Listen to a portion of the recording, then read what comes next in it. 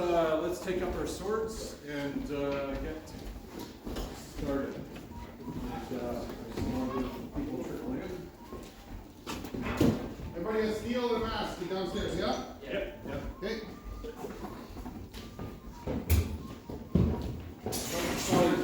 Probably roll tank the masks. Why are you wearing? Oh yeah, because it's cold. I just forgot to take it off. Oh, okay. I thought you just really Oh, geez, I hope I can remember. This has been wearing this for several days now. Okay, good morning. Thank you for coming. Let's open first and then a brief preamble, then we'll jump right into it. Okay? So I'm going to follow Aaron.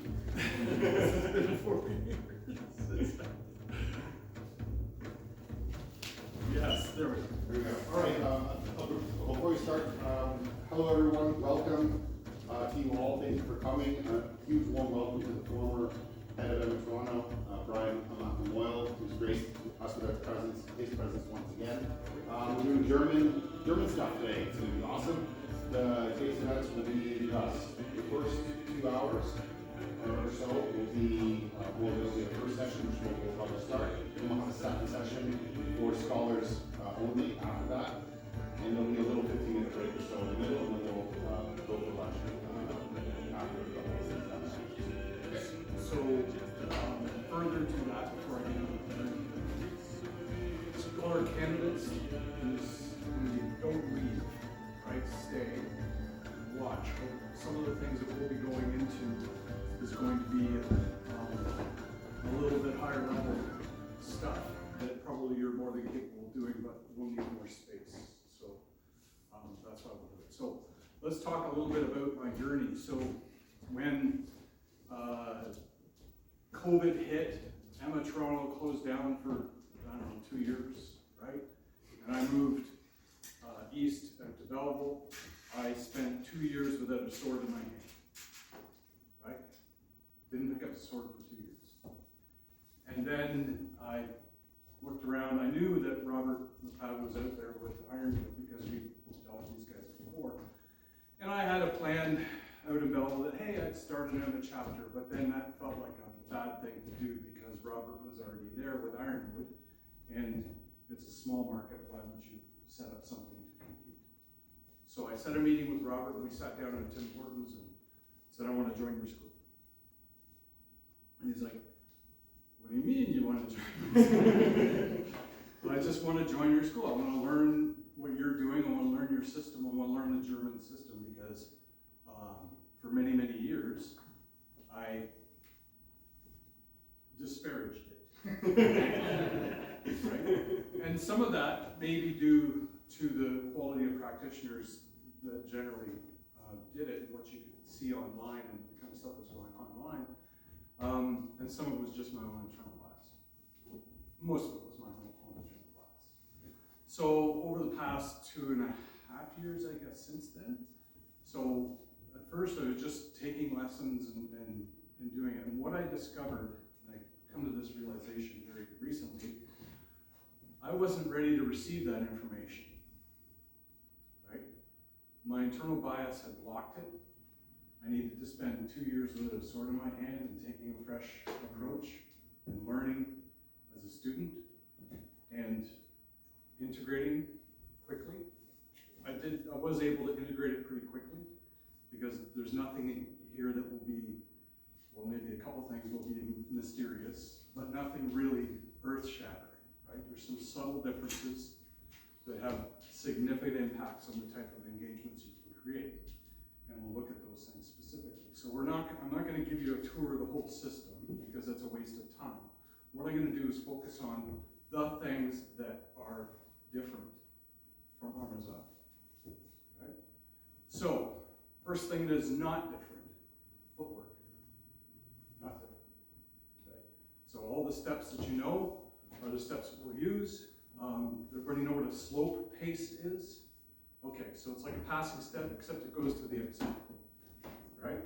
So I'm passing in, and I go to the outside, obviously, foot pointed at the target, as usual.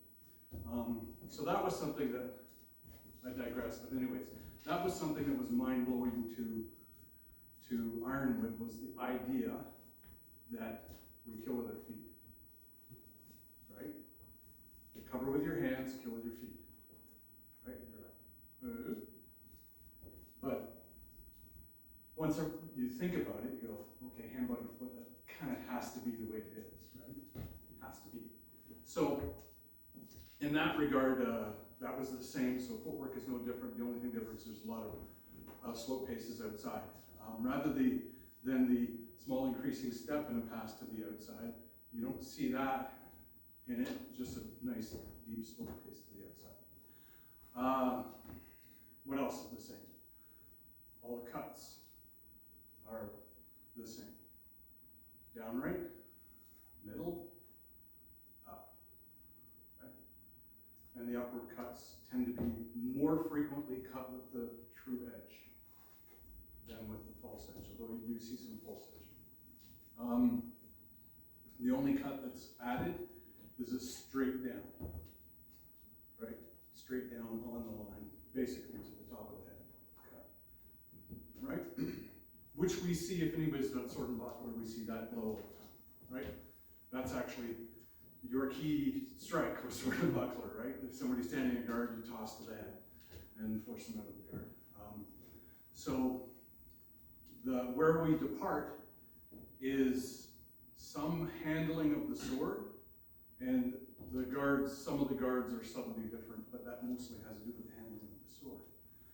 And then, of course, the handling of the sword leads into the engagements, but the real kernel of it is the master strikes, right? The 5 secret blows, which aren't that secret, right? Those 5 secret blows. And the interesting thing about the German system is they have integrated attacks, defenses, and provocations in those 5 blows, right? So if you know the master strokes, you'll know all your attacks, you know all your defenses, you know all your provocations in those 5 blows. And the 5 blows come from nothing other than transitions between the guards. Obvious, right? So, as we move through this, I'm going to see a lot of, yeah, right? That's pretty much how this is going to shake out. There's no mysteries. There's some interesting things that you'll take away from this, but there's no real mysteries. And there's nothing superior or inferior to armoured, right? Other than the fundamental cultural differences between Germans and Italians, okay, which informs the fight. And this is an important thing. You know, it's part of our mission statement to achieve an ideal and technology consistent with a medieval martial artist. So the culture, what we do, we have to try to dip it in the culture a bit, right? So the German culture of that time, although a Christian culture, was not far divorced from the Germanic roots and the very fatalistic approach to life, right? That the string of my life was played out at my birth.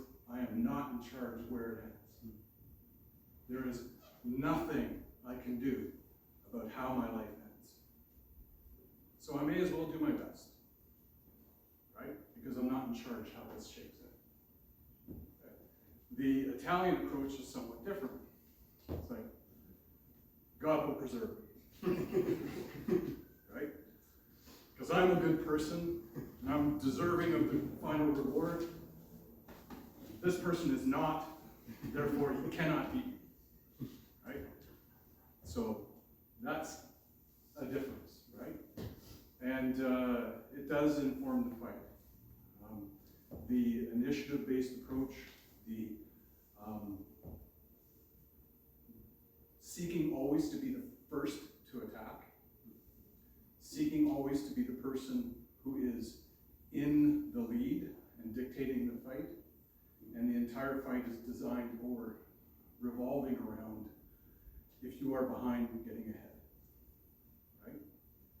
So we'll talk more about that when we talk about war, not Hades, right? So first thing we're going to do is form, I guess we got room to form two lines. Put this up in a second. Yeah. So we have the whole help. Yeah, okay. So let's form two blocks of people facing in, a big block here and a smaller block there, so that we can get across from each other, because obviously not having somebody across from you is difficult in forming your guards without a target.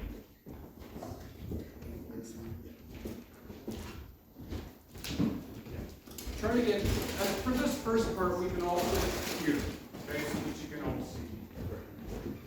And then once we start working a little bit, we'll spread out. But we can all fit here. Okay.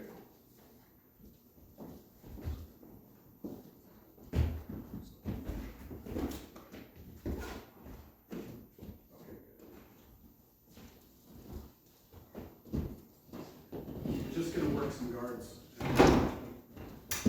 So, in the source of this material is Johannes Lignar, not the source of the art, but the source of the material, because he recorded the art, right? And that's, he lived about the same time as Fiore did, around the same time, don't know, but the first references to his work come out about the same time. And he recorded the art in cryptic, not really verses, but cryptic blocks of text. Cryptic for a reason, because obviously the classist approach to aristocracy at that time was, this is secret knowledge. If the plebes get it, we're all screwed, right? Which is why power is screwed today, because the plebes have gotten it. Right?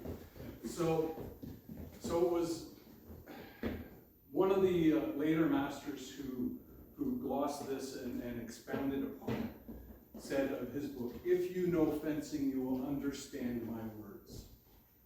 Right? If you know fencing, you will understand my words. And to a degree, Lignar said the same thing, right? If you understand fencing, then these will not be cryptic to you, right? They will make sense. So there's a foundational understanding necessary that was resident within the population of users of this art, which is essentially those that had a monopoly on power, right? So, the Zeidel, as Lignar wrote it down, his system is pretty stripped down and simple, and later masters, basically from Lignar's period right up until the 17th century, the last one who lost his art, being Meyer, added to it. As every master wants to do, they want to add new guards and new plays, which are not really new.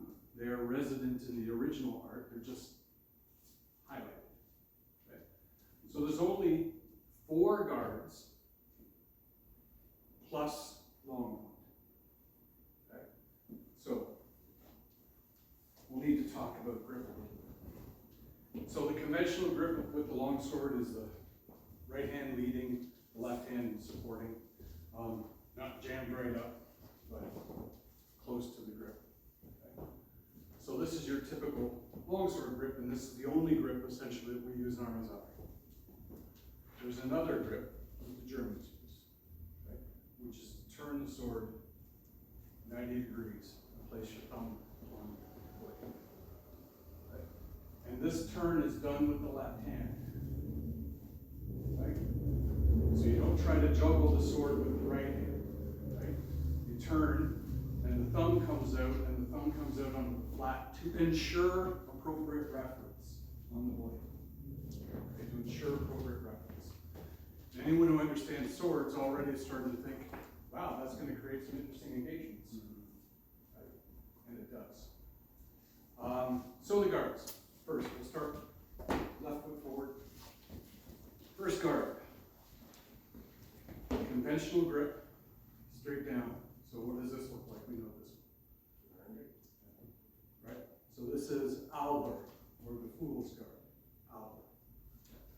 The next guard we'll look at is Von Top. So raised, can be here, can be here, can be turned to the thumb, on either shoulder. Okay, this is all Von Top. Okay, right here, here, turn to the conventional grip to one side and over the head. So these are obviously guards that are primarily designed for strikes from above, over how, and of course, you, like as in any guard, you can deliver all strikes from every guard. Next one, we'll start in on top. We'll turn to the thumb, okay? We'll cross the wrists, and we'll come to ox on the left. And you'll note, true edge, false edge. When I go to the thumb, true edge is still lined up with the fingers, okay? And now when I come to this ox, the true edge is facing out, okay? Not completely flat, right? Because to hold the sword completely flat, you actually have to crack your wrist a little bit. So just comfortably, and you'll see that the true edge is kind of facing up and away. The point should be drooping down towards the face of your opponent. Okay, so hands are high, point droops and lines up, aiming at your face. Ox. Okay. Simple transition back to Von Tak. We just come to the conventional grip, right? Turning with the left hand, the sword turning with the left hand, and then we can transition from ox to Von Tak, from ox to Von Tak. Okay, back to ox. Now we'll come to flug, or plow. So very similar to posta breve, but you remain in the thumb grip. Okay? So in this guard, the false edge is facing out. Right? Up here, true edge facing out. Down here, false edge facing out. The sword is pointed in the same place, and in fact, when he transitions back up to ox, it doesn't move. It's the same spot. Okay? So as you transition between these guards, right, the point doesn't waver. Okay, so that point needs to be pointed at a specific target upon your companion, and the size of that target is exactly 1 atom. Right? Extremely precise. So when we work our guards, extreme precision. Because when we fight, it's approximations of precision, right? And if we start wild, we'll finish uncontrolled. So, ox, flug, Albert, Von Tak, ox, flug, Albert, Von Tak. Okay, that's on the right side. Change your foot. Albert, it's in the middle, doesn't care which foot. Okay? So we can come to Von Tak, but you'll try, when you try to come to Von Tak on the left, you'll feel a stress in your wrist, which is why on the left, you go to the thumb grip and rest the sword. Okay? No stress. Okay? So, on the left. The masters say, if you are right-handed, don't bother throwing blows to the left. Right? Now, obviously you do, because in their plays they talk about blows from the left all the time. But basically the point is, you are weak in throwing blows from the left. Right? Now, Fiore has a solution to that, right? Fidente is no problem. The Mazzani is with the back edge. The Sotani also with the back edge, right? Can also be true. But we'll talk here. Now we're already on the thumb, so let's come to ox. So exactly the same as the other side. Thumb under the grip, pointed exactly at that target that you want. Hands high and drooping, and then we can come down to flug. So you'll see in this situation, in flug on this side, true edge up. Right? On ox on this side, false edge out. Now, if we were to transition to the other ox, step. Again, keeping that point stable. Now we switch to true edge out. Right, left. Right, left. Okay, now coming down to fluke, we're now left to forward. Switching from right to left. If you want to move appropriately from guard to guard, you move the sword first and then the foot. Okay, so I'll come to the guard and then switch my foot. Right? You don't want to be switching and stepping at the same time because you violate true time. And violating true time as you change guards is an invitation to be attacked. Right? So here we're in ox on the right. If I want to go to ox on the left, I'll switch, change my foot. I'm going to drop down the flug. I want to switch, I'll switch, change my foot. So, guys, all picking that up good. So I just want you to spend a few minutes just working the guards. Pay attention to the thumb grip, right? Ox, flug, in the thumb grip. Von Pak, not except on the left. Alber, conventional grip. So, spend a couple minutes just working. Yes? If I apply, repeatable the same as I would with Fiore, but I'm wrong. Nope. Okay. True edge out. Same guard, right? That's just mid-left. So the question was, weightedness of the foot is tactical, right? Whether the weight will be forward or back is tactical. What sort of invitation you wish to present. So when I say tactical, it's dependent upon the circumstances, your desires, and the intent of your companion. How you guys doing? Good, so just confirm, so, ox, Yeah. true edge out on the right, Yeah. and then the other on the left is false. Okay, alright, so you just basically doing it so, Yep. So, a U, right? when you, right. So you can flow from ox through flug, from flug to ox from one side to the other. Right? Paying attention to when you move the foot. So that was move the foot, ox. Right? Move the foot, ox. So it's literally move the sword, then move your foot, or move the sword and then start moving. Move the sword, then move your foot. So you move the sword completely, Then move your foot. Now at speed that blends. Yeah. okay, cool. Right? But in practice, we make it specific, because at speed, it blends. Here. And on this side. Sure. Unarmed. Right? So, question was the lower flute guards. On the right, the wrists are crossed. On the left, the wrists are uncrossed. Okay?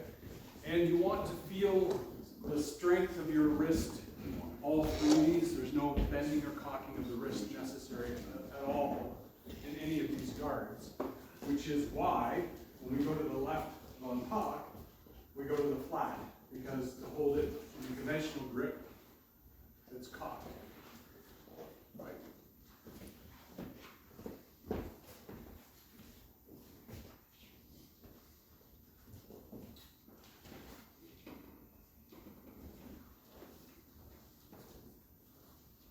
So the only other guard is long point extension, right? So the extended position of the flug and the ox are known as the high and low hanger. They're extended out into the area of incoming attacks, right? So at ox on the right, if I push the sword out, I'm in the high hanger, okay? If I'm in flug, if I push the sword out, I'm in the low hanger, right? And these are the positions in which you will engage, right? It's exactly the same in Armoured, right? You throw the sword out to find your opponent's sword, right? In this case, when we throw the sword out to find our opponent's sword, we'll throw it out in an extended ox or an extended boot.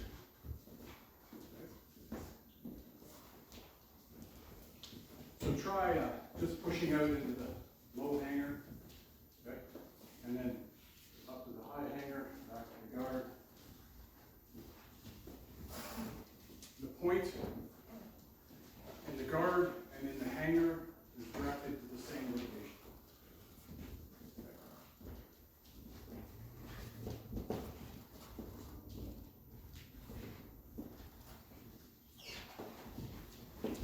So you should be seeing, as you transition, particularly through the flug and ox, that it's creating this cone, right, of exclusion, focused at a point up in front, and creates the circumstances in which you have closed specific lines of attack with the guards, right? So we take left foot forward, come to flug, clearly I'm closing the low line on the right side. If I go to ox, clearly I'm closing the high line on this side. Okay? When I transition over to flug on the left, clearly I'm closing the low line on the left, and at ox, I'm closing the high line on the left. So these guards will cover. Okay? And with quick transitions on the same side, it closes the high line and puts you in a potential to quickly close the low line. And then the transition to the other side closes the other line with a quick transition. This is also why you want to move the foot after you form the guard. Because we kill with our feet, right? So you just think of this situation where I'm here and somebody attacks here, I close the line and counterattack, right? So that figure's large in this system. Every time you are attacked, you counterattack. Every time you are thrusted, you counterthrust, right? So perhaps this brings us to a good time to talk about vor, knock, Indies. Has anybody ever heard these terms? Vor, knock, Indies? Yeah? Okay. What was the German words? Vor means before or first. Knock means after. And Indies, it's a very difficult German term to translate. No, it's not, right? It means within the same time. Not at the same time, but within the same time. So this is a different concept, right? Because within the same time takes into account the tempo differences between the defender and the attacker, right? The defender, having to only move the hand to defend, has a tempo advantage intrinsically. The attacker, having to move hand, body, foot, although they moved vor because they attacked, the defender, moving knock, may, Indies, seize the board. Right? If they move within the same time. Right? We have these concepts of fencing times. Right? Any one action takes one fencing time. The tempo or duration of those times might be shorter or longer, depending what you do, how many feet you put in, right? But it's one fencing time. So within the same fencing time is Indies, right? Does that make sense? So there's no mystery. It's not complicated. It's actually very elegant as a description of how to manage tempo or with the concept of what I'm trying to achieve in the engagement, which is to operate within the time of the attack. Right? Now we do this in Armoured all the time, right? It's like the first play of longsword that's the lesson, right? That's the lesson. This is how you seize their time and counterattack within the motion of their action. And we see this in Armoured everywhere, right? Because it is a fundamental principle of swordsmanship, right? Okay, so tuck that back there, because we'll need it, and we need these words, so that we're working through stuff. We can say, okay, you're in the vor, he's in the knock, this is how you achieve things. Okay. All right, so cuts. As I said earlier, the cuts are essentially the same. So we have downright cuts, left and right. We have cuts coming up, left and right, with the true edge. And then we have cuts from the left and right, and the cuts are made with the true edge, right, from the left and the right. Now, when we bring into play the thumb grip, we can see how the cuts from the left become safer to do with this grip than they do with the conventional grip. Okay. So let's look at just downright cuts. So we stand it on top, okay? The motion use of the sword is the same, so we start moving the center of balance towards the target, and then we'll pass, and generally speaking, always with a slope pace, okay? Always is a big word, I'm going to use it here.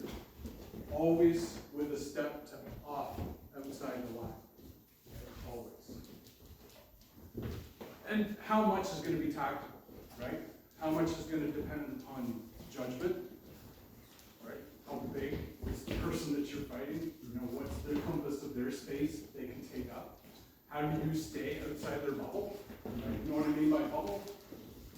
Okay, everybody knows what I mean by bubble? No, I don't. Okay, so bubble is the space around me that I can reach with my weapon, right?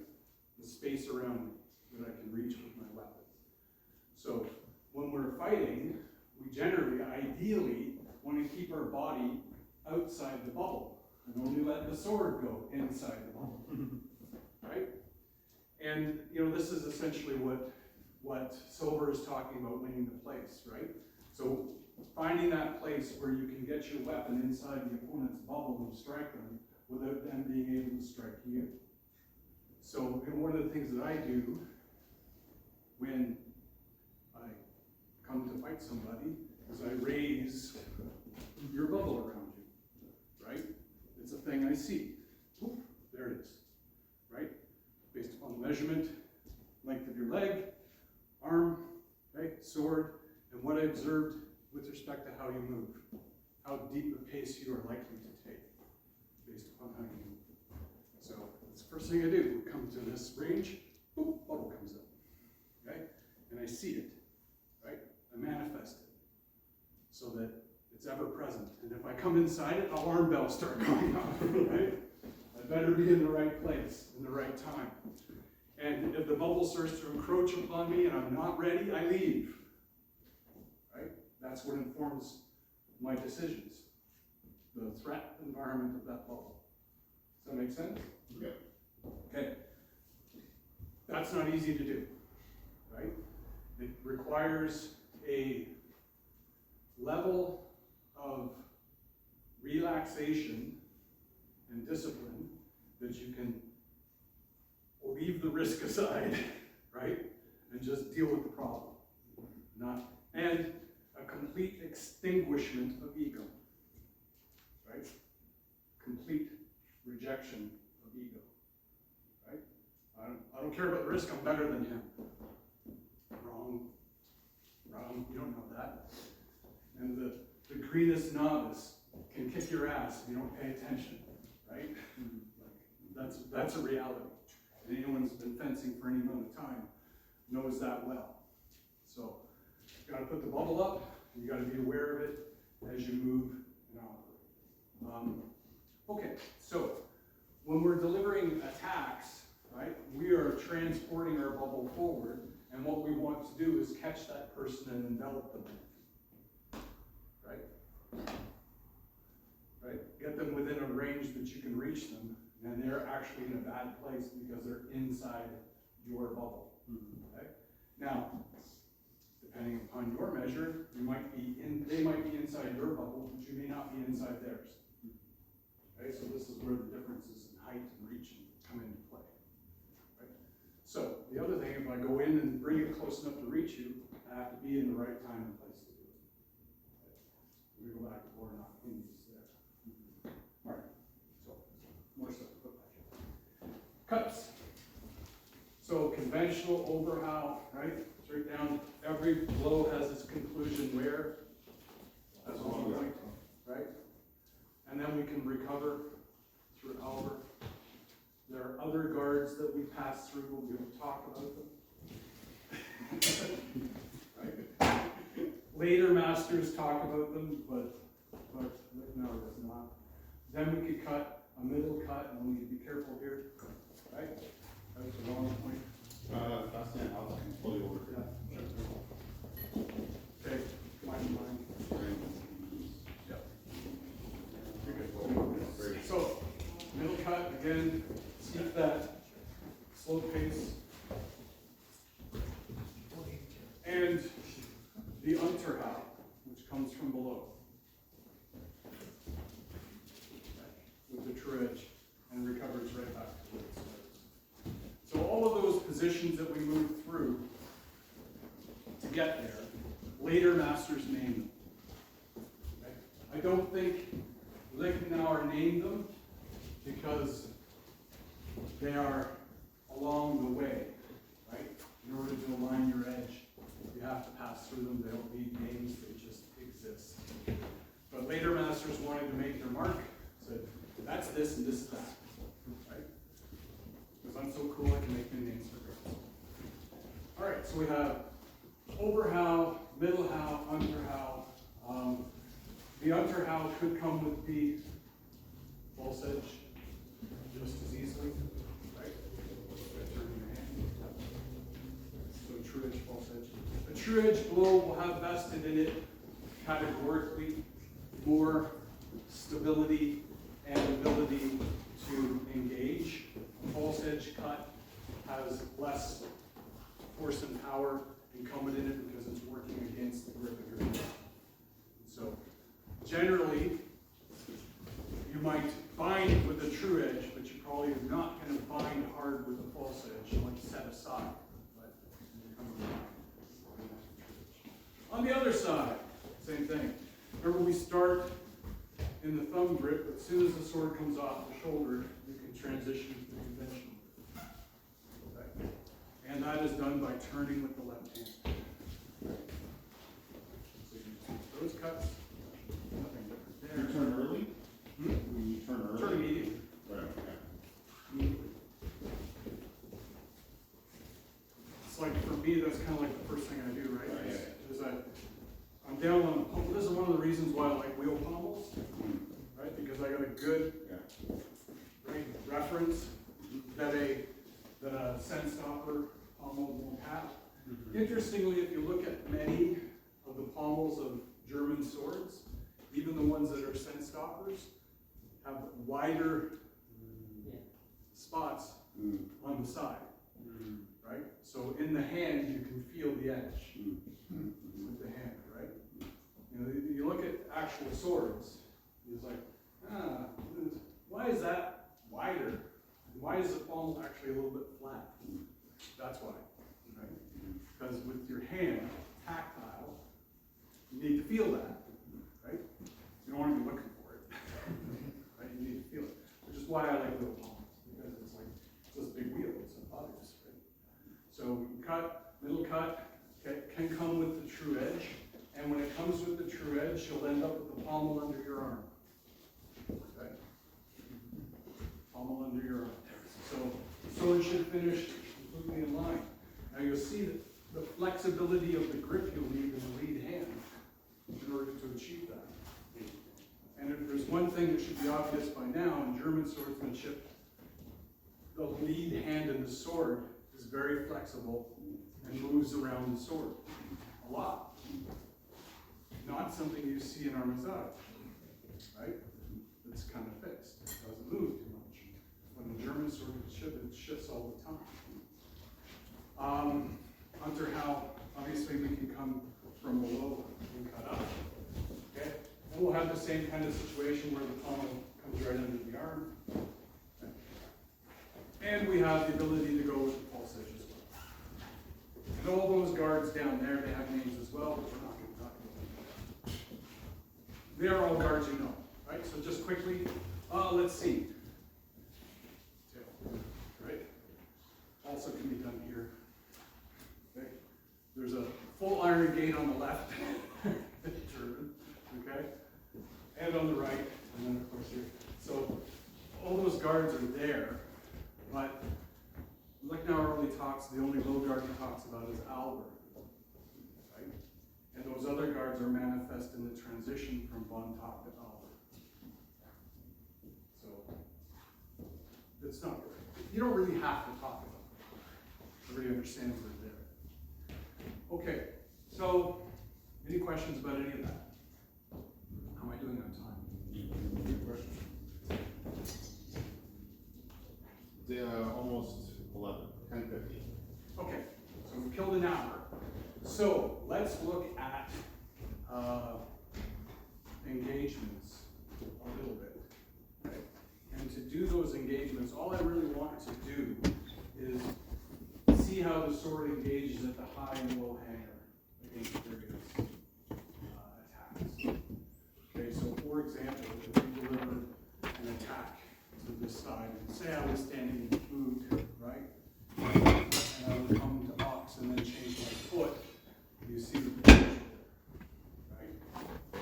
So he's coming high, so I'll catch a high hanger, right? If he was coming and delivered a blow from below, for example, I would catch in the low hanger, right? And then from here, I have options that I can do depending on what's happening in the right?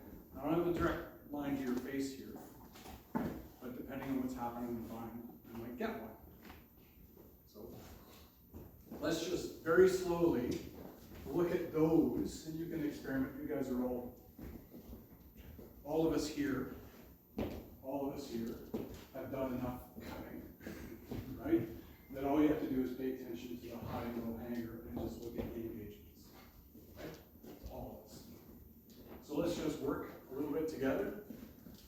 Back and forth, throw over how, throw under how, throw middle how, and see which high hanger covers them the best. So which hanger, whether low or high. So middle how, depending on where it's going, right? You might use the low or high hanger to engage. Now, that's just the engagement at the hanger. All the interesting stuff happens after that. So this is all on the flat as well, correct? No, you shouldn't be on the flat, right? So if you look at, if he just comes from below, right? Right? On here, it would be the flat there, but it's not, right? Remember in this case, the true edge is up, so I will engage with the false edge there, right? So I have an immediate good binding situation there. On the flat, that's not where you want to be, okay?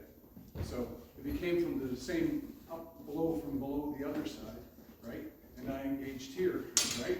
Again, here I'm catching right on the true edge, right? So from our Rosari, we'll always be catching the sultanis on our true edge, right? And back to Kunst effect, not, right? One side will catch on the false, the other side will catch on the true, right? And the same thing is true in the high hangers, right? So he came with a downright blow here, and I caught up here at the high hanger. I'm catching with the right false edge. If he came the other way, yep, I'm catching in the high hanger in the true edge. Right? So play with that a little bit, just for a few minutes. Just will cement your guards. Right? I'm still confused. The alignment of the yoke is still confusing. So the way you figure this out is So then you go to the hanger.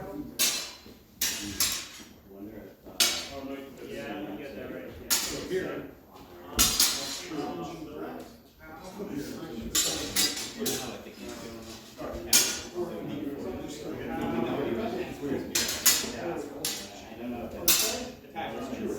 Yeah. Oh, yeah. It's so obvious, but it's so complicated.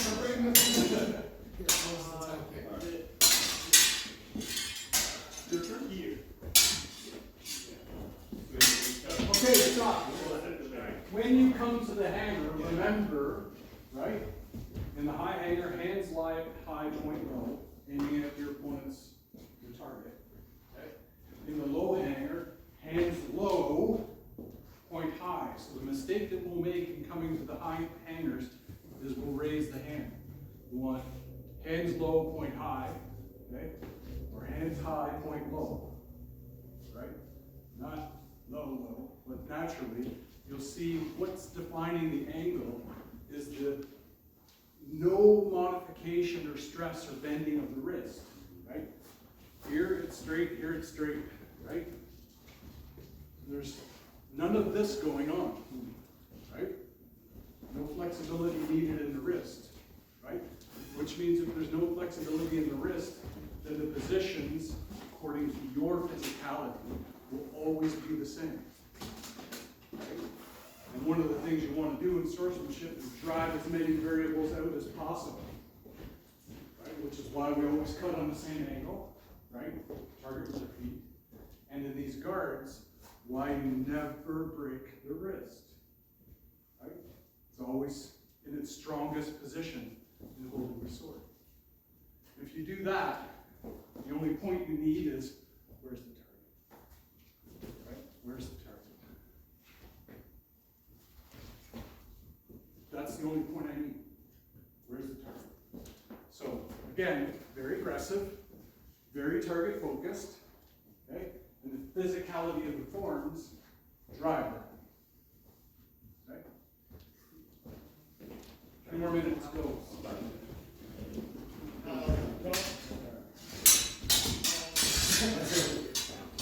Yeah.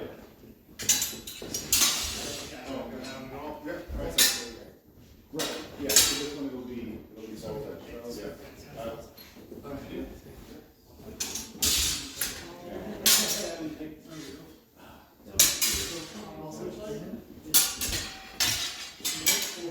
Okay, to get this, right, just stand in the higher low hanger, and then don't come to it, just stand there. So it's like, feed me overhowl, okay? I'm going to catch it in the high hanger. Here I am, ready. Oh, it works. Right? That's what we want to do is like, okay, see and feel the engagement rather than build them. We'll build them, right? But let's see and feel them first and prove to ourselves, I don't have to do anything but take the form, right? Take the form of that position. And the high hanger just being an extended ox, and the low hanger just being an extended flute. All I have to do is take the form. And I will, if I'm pointed at the right target, I will close that line, right? I don't have to worry, it is certain. Okay? So, try it that way. Just come to the hanger, tell your friend which way you want, right? To the hanger. We want to extend all your.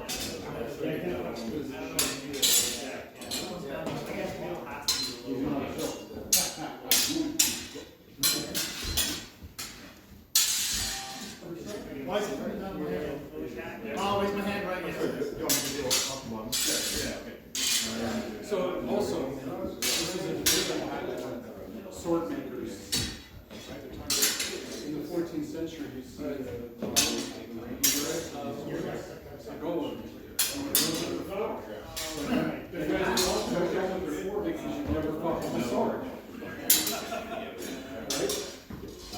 They are the precursor of the ring. Because it's an incident. But that little flap would be sufficient to stop. There must be a way to do that. So the iron can, the angle with the less access. Right? So, you know, if we go with a little bit flat, right? The higher I go, the less access you have.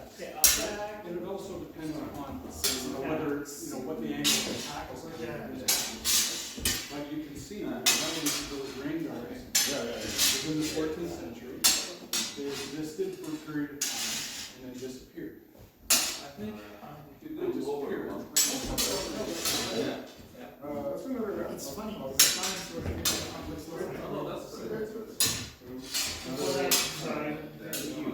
they wouldn't do this. But they did have No,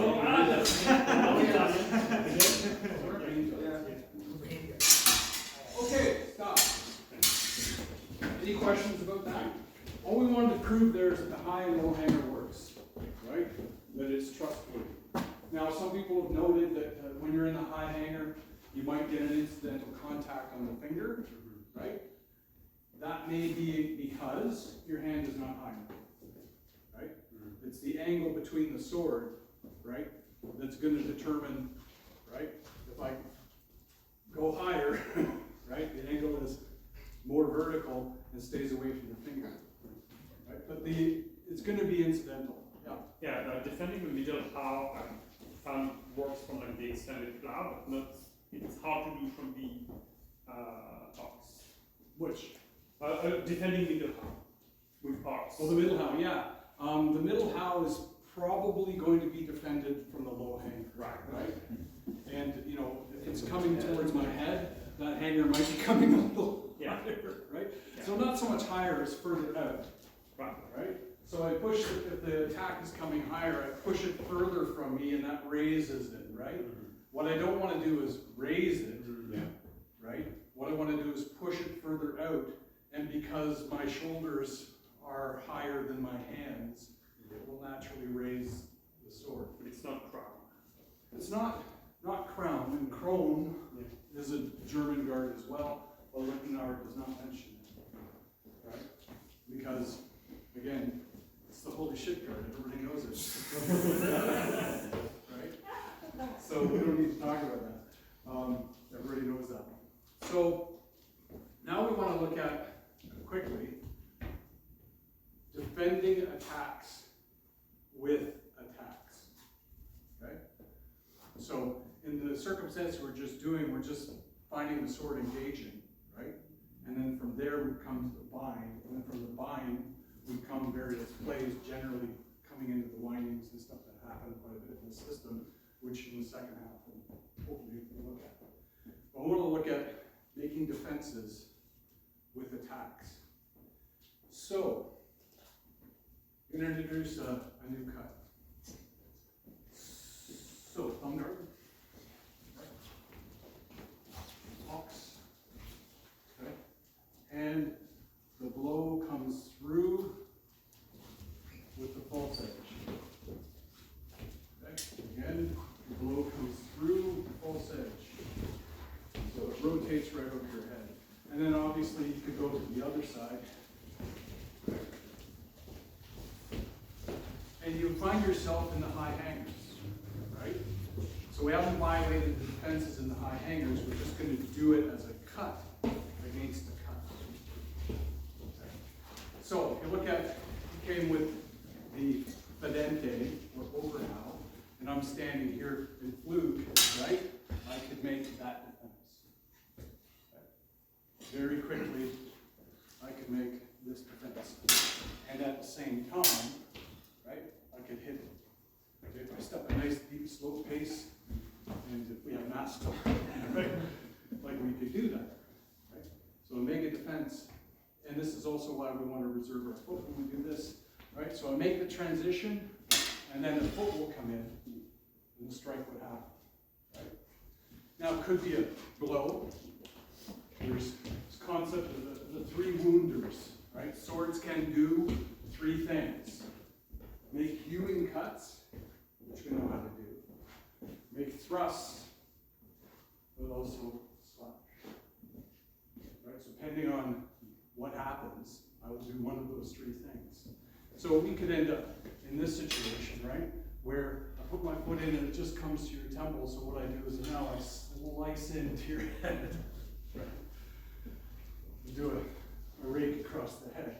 And he will obviously recoil from that, right? Slice into his head, and then I come to the other side and take it off. Right? So, the three wounders, ever present. Whenever a thrust miss, it becomes a slice, right? Whenever a hew is blocked, maybe with additional motion of your foot, you can bring the blade into contact and then slice. We know that slices are not going to be immediately debilitating, unless they're like here, right? But it's a wound, right? If I cut you here with this sword, you will be blind in that eye. Right? Like immediately, because like the volume of blood from a scalp cut is terrifying, right? And it just pours, and it's in your eye. And it's okay, it'll be over soon. So, let's just look at that one. No, let's not. Let's look at the simplest one, which is to cut into the cut, overhow to overhow. Okay? So, if he delivers a cut and I'm here on top, so I'm going to conventional first play longsword, right? And if he's weak in the bind, then my blow will finish, right? Or I can step to the outside and slide with the hands. And if I get the hand, the body's behind it. Press. Okay? So we know this one, right? It's the same. Okay? And it's in this engagement where all the principles of binding are illustrated in the system. All the principles. So let's just do that one first. So you're going to receive an overhow, right? And you're going to make a defense, right? Now, I want to dominate the center a little bit. So I'm in the low hanger, right? So hands are across the center, but the point is on center. If you don't resist, you get that, right? You get the thrust. So let's do that one first. Feeder. Don't come to the flat. Okay, this is an oblique engagement. Don't come to the flat. No, it's a direct engagement. Because I'm on the low hanger on the side. Yeah, very basic. What if I do it like that? Push, cut. This is the tour. So, this is where the bind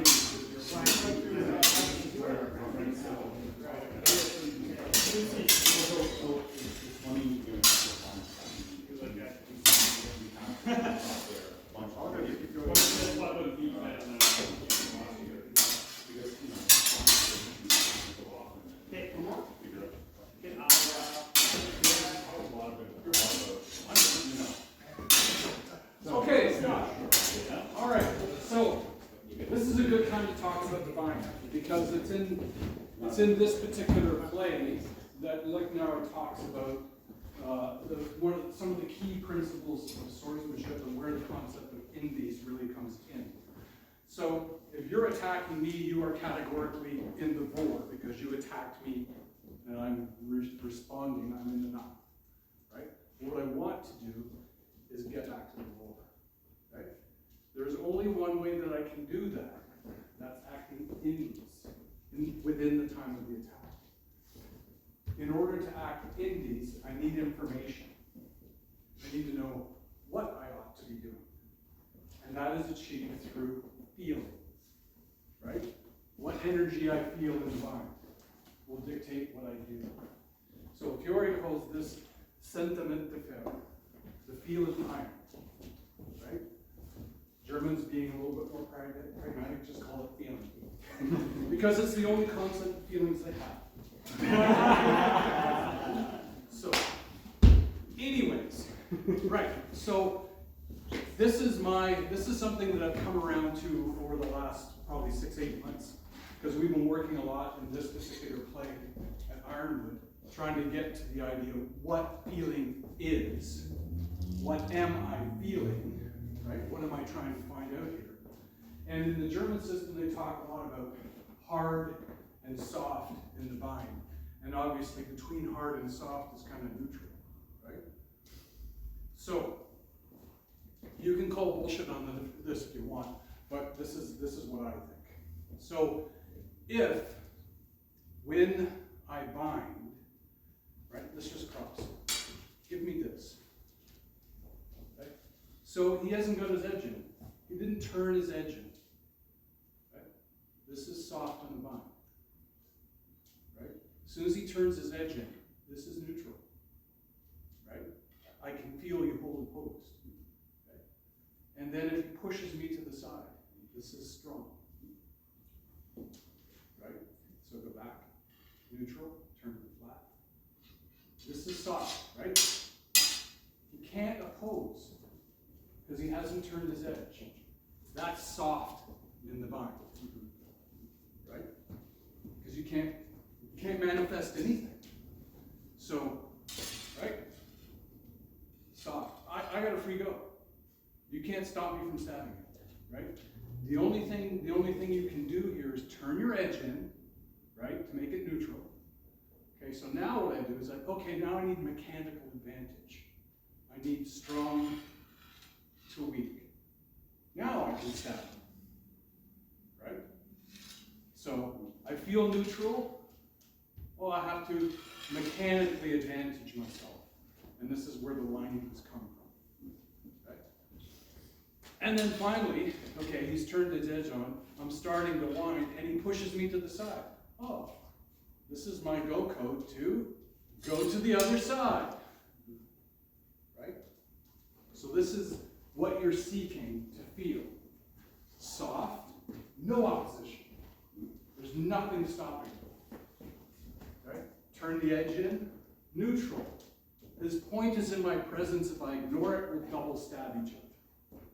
So I have to achieve mechanical advantage against the sword by transporting to the strong of my sword. Right? And naturally, with that turn coming to ox, I will exclude the weapon. If while I'm doing that, he goes, holy crap, and pushes my point to the side and takes his with it, then I go to the other side. Right? And this is the first play of longsword. Right? That's what you're trying to feel. Weak, no opposition, no edge. Neutral, edge. Need mechanical advantage. Right? In armoured we have this, we go to finesse, and thrust. Right? There's no windings in armoured. It's bullshit. Right? Bullshit. So, and then finally, get to the other side. So, we're here, right? Oh, I got nothing, I go. He turns the edge in. Oh, I can't. If I go, right, he'll go. I need mechanical advantage, right? And now I can go. Right? And then if he pushes me to the side, okay. All the way through that, the intention to strike is manifest. And through all of those actions, the center of balance of my sword is heading towards it. Right? Heading towards it the whole time. There's no stop. Right? So, he throws the blow, I come to the blow hanger, I don't feel it, I thrust. Okay? Push, pull. It's continuous. And through that continuum, I'm feeling. I'm not looking, eyes lie. They're not fast enough. Right? Photons, meat, calculation, action. That's vision. Feeling, hardwired to motor core. Boom, bam. Right? As fast as the, calcium can transport along the neuron. Right? So, the problem with visually fighting is that you're adding an extra step. Right? It'll still go to a motor function after you've done the analysis. We drive the analysis in. Right? And anyone who's fought in armor knows this well. Right? There is no visual. There is none. Right? It's all tacked up. And if you don't got it, you don't got it. Right? You're going to die. So, this is what I want you to do. Just come together, right? Both of us in the low hanger. Okay? One will be not opposing. And just feel that. Right? You just feel it. You don't have to push. Just feel. Okay? There's nothing stopping you. Turn the edge in. Okay. All right. I feel something now. Okay? Now push me to the side. Oh, I feel something more. That's all I want you to do. Do that.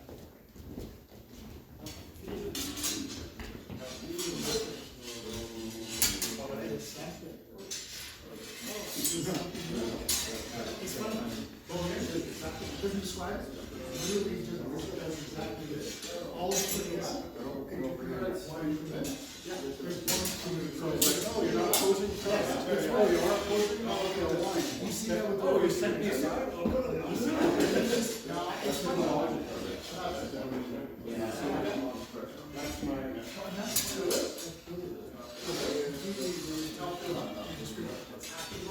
Resonated with my. Well,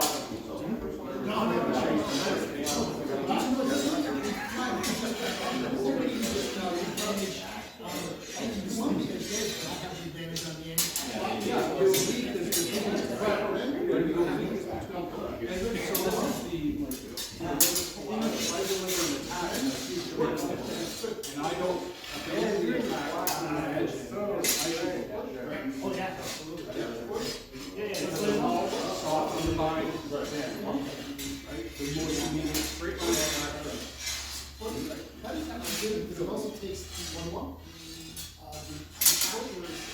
desire to be strong or weak or it's just you receive the response, whatever it is, you respond to that. They don't have to actually get yeah.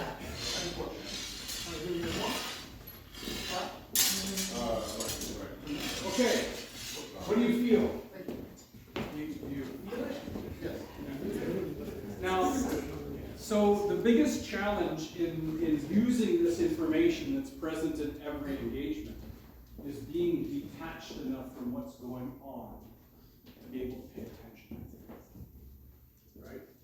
So that's why we practice. That's why we grind this stuff. Right? Because if you try to fence without having this, you're just bashing around. You're just bashing. Now, there's a lot of fun to be had just bashing around, right? A lot. So, I'm not trashing that. But if you want to fence, then you need to develop this, the feeling. Because it's from the feeling that Indies is manifest, right? These two things are one. Indies is feeling, feeling is Indies. And without it, you can't do this stuff. So if we just broke that down, so I'm in the knot, you're throwing the blow to me, right? And I don't oppose, right? He keeps going, he stays in the vor and kills you, right? Because you had an intention to deliver that attack, right? And I didn't oppose it, so you can just carry on. Okay? So he delivers the attack, right? And I turn the edge in. So now you have to do something else. Right? Okay, so now you overcome the edge, and in the same time you deliver the thrust. And on the other side of that, on the defense, it's the same thing. Right? So attack and defend are doing the same thing. If someone attacks me, right, and I don't oppose him, he should be able to kill me. Right? If I don't turn it in. If you're attacking me and you see that I'm moving to oppose you, right, then you know that where this is going to go, right? In that moment of that, you'll see, okay, I feel opposition in that bind. I need to work towards achieving mechanical advantage. And in the same moment, right, if you work to achieve mechanical and I push you aside, you immediately go to the other side. So this works on both sides. So in the defense, we know that if I'm throwing an attack into a prepared guard, that I should be ready, according to Silver, to go, right, with the attack, or immediately turn to the defense. Abandon my attack, right? So I'm delivering, oh no, right? Oh no. And in this system, we'll turn to the thumb, right? Because I want that opposition. And the turning to the thumb in the hangers grinds weak binds out. Right? Grinds them out. Hard to make it happen if I'm in the hanger. Just turn the edge. Okay, so there's a big difference in the German system. In the initial defenses coming to the hangars, the opportunity for a weak bind is largely alleviated. Right? So if you are not using those thumb grips, right? When you come to the hangers, you're at risk to put yourself into a weak bind. Right? So this is a big difference from armoured, right? Big difference, because we don't have that thumb grip in armoured. So in armoured, there's the risk that you could present a weak bind if you don't abandon your attack, right? So if I'm delivering an attack and you make a defense and I don't, if I don't abandon the attack, right, by turning my edge in, right, then I'm in a bad position. In the defense, in the German system, right, it's coming, I'm just going to go to the low hanger, no chance of a weak bind. Right? We will start checksum 0 at the engagement, and then it depends on what happens after that. Right? So, so that first play, the Oberhau to Oberhau, is one of the master strokes. It's the Zornhau, right? And it's in the Zornhau play that we learn feeling and we learn the engagements. And we never talk about it again because it exists in every engagement, right? In all of the other circumstances. Zornhau is one. So, again, he throws the blow, right? I throw the blow, I come to the appropriate grip, right? Now I've potentially dominated here, right? And in the defense, I could go, right? The other thing in the transitions between the guards, we'll see that I get to use the width of the blade twice to displace, right? Because I'm here, and then I go 1, 2, right? You do that, yeah. I'm here, 1, 2, right? So in the transition to the counter attack with the thrust, coming up to the ox, I get 2 widths of the blade of displacement. And as I push in, when I do that, I don't need any more than that. Right? It's enough to make it miss. Right? So we just go back there. If I'm here, right? Let's come to an equal bind. Okay? I'm here, I'm there. You're missing me. You're missing me. Right? I'm here, right? I'm there. You're missing me. And all I've done is transition guards. I didn't have to push anything. I just needed to transition guard. Right? So incumbent in the guard transition in the thumb grip is the displacement. Okay? So let's play with that a little bit. We'll just come here, right? We'll just come to, we'll make a defense, okay? And we want to be in the guard. And then what I want you to do is just turn the sword, come to ox, and deliver a counter.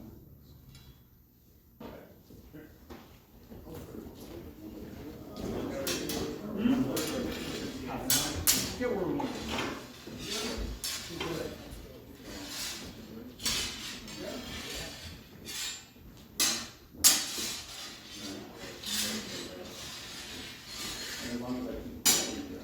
See, that's the transition from the low hanger to the high hanger, displacing the weapon. This is the first wind in the long knife. They were doing it for you. Shouldn't have to do it. Right? Here's cover. You see, just right.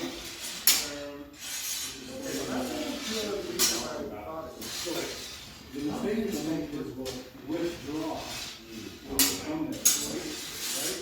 So I don't want to withdraw. No, it's literally not against the look at this plus purple. Don't go away. Like from the beginning, I was like, he's going to the process. I'm like, I haven't used my arm in my hand. There's no problem. Oh, It's really bizarre. Like purple palm. The first one, she said, look, I'm rotating it here. And so, oh, no. And it's weird. It's like, it's but it's like, why are you here? It's the first round I've ever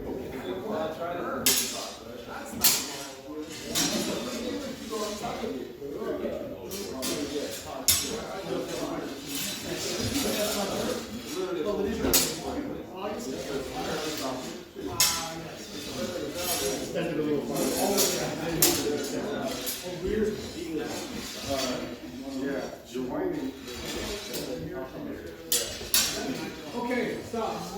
just pick out specifically the plays of the Zornhound, the first master stroke. Okay? So the first play is what's called Zorncourt. Okay? So in this case, he doesn't abandon his attack, and he gives me a weak bind. Right? So I make the defense, and he doesn't abandon his attack, and he gives me a weak bind. And I can just thrust. Right? Right? Second case, right? He abandons his attack and comes to the bind. Okay? And then I wind and thrust. Third case, right? He abandons his attack and goes, holy crap, right? So, and pushes me deep to the side. Okay? Now I will go to the other side. Now there's a couple ways I can get to the other side. If he isn't very far, I can up and down, right? So I can cut up, down with a step, take the arms, right? If he goes wide, right? And take the arms. Okay? If he goes wide and down, right? And take the arms. So why do I take the arms? And not the head? Safer target, because I can step outside the bubble if I take the arms. Right? So if I do it right, okay, he sweeps me side, way to the side. Bam, swing your sword across. Okay. Right? I stayed outside the bubble. Okay? Perfect. Won the place. Right? But apparently I have to go to the Philippines to learn this. But anyways. So that's the bubble in play. Right? That's the bubble in play. That's what I'm looking for. Now if I went to the head, right? So again he pushes me deep to the side, and I go to the head, that's when you're sort of, oh, guess what? You and me, lunch in Valhalla. You're gonna sit at the tea table. Yeah. Yeah. That's where they put the slow kids. So the bubble is important, right? It's critical. It informs your emotions. And any time, if I found myself, okay, oh crap, if I'm in the bubble, I have to bind. Because uncrossed in distance equals dead. So that's a cherry, I could take it, right? I could cut off both your arms, right? I could saw your teeth in, right? But I'm not going to, because you can hit me. I have to bind, right? So from this, what do I do here? Wrestle, right? You're like, goodbye. So in that case, the bubble was violated. I have two options, in, out. It's not a sword fight anymore, because bubble doesn't exist when we wrestle. Right, so I'll go in, because I'm in advantage. Like in that situation there, I got full isolation.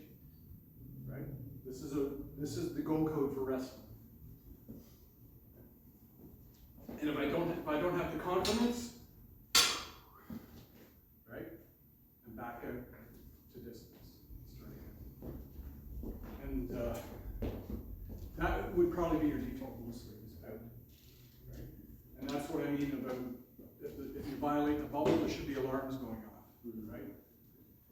And one alarm is ding, ding, ding, wrestle. The other one is ding, ding, ding, get the fuck out. Right? Okay, so again, those three things that plays with the Zornhound. So he's attacking me, I'm in the knock, right? I throw out the low hanger, right? He gives me nothing. Doesn't abandon his attack. Kill with my foot. Bam. Right up the middle. He opposes, he goes, oh crap. He's covering, right? So he's going to abandon his attack. Okay. Now, my point is in his presence, his is in mine. I have to use the displacement of the transference to the ox while I thrust to displace. So I'm not going to do this and then go, because you ain't going to stand around for that, right? I need to be going, right, as he goes. Or, right, and he blasts me off, right?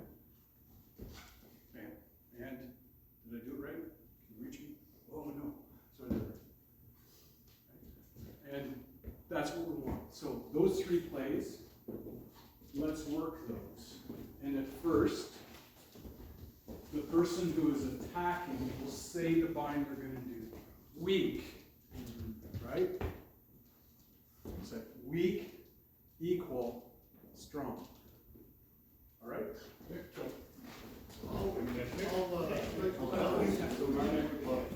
Just do the Pay attention to what you feel.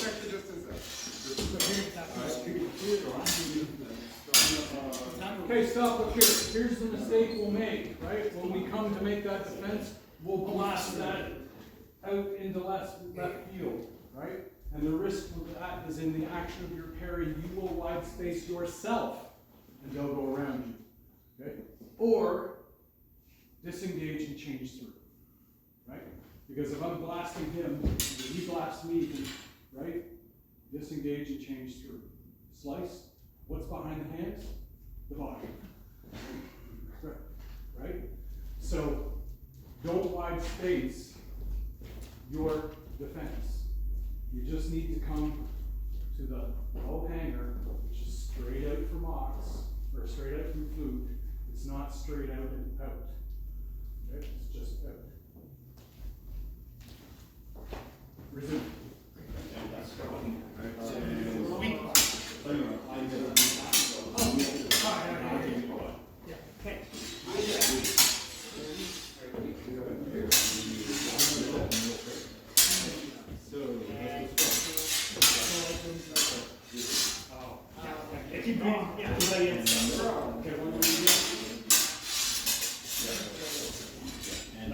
So the play is the play is unarmoured, that's the thrust against weak. The next play is wind to ox while thrusting. And the final play is what is called zuken, right? Pulling, right? So that's when I go from one side to the other, zuken, okay? If he really pushes me down and out, I'll snap, snap, snap, right? So basically, snap, okay? Zuken, around, snap, right? So that depends on how much to push. It's the same thing, just further, right? So three plays: Ort against weak, wind against equal, right? And Zuken against strong. Go.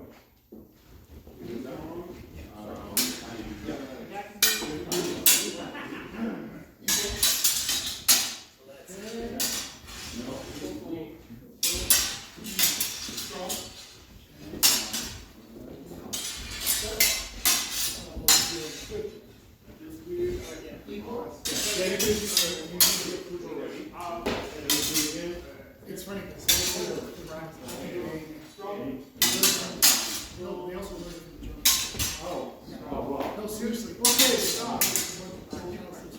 So at this point, I'm going to badmouth many practitioners of German swordsmanship, right? Because I still see it. Many of them haven't learned yet. They give their foot to the cover,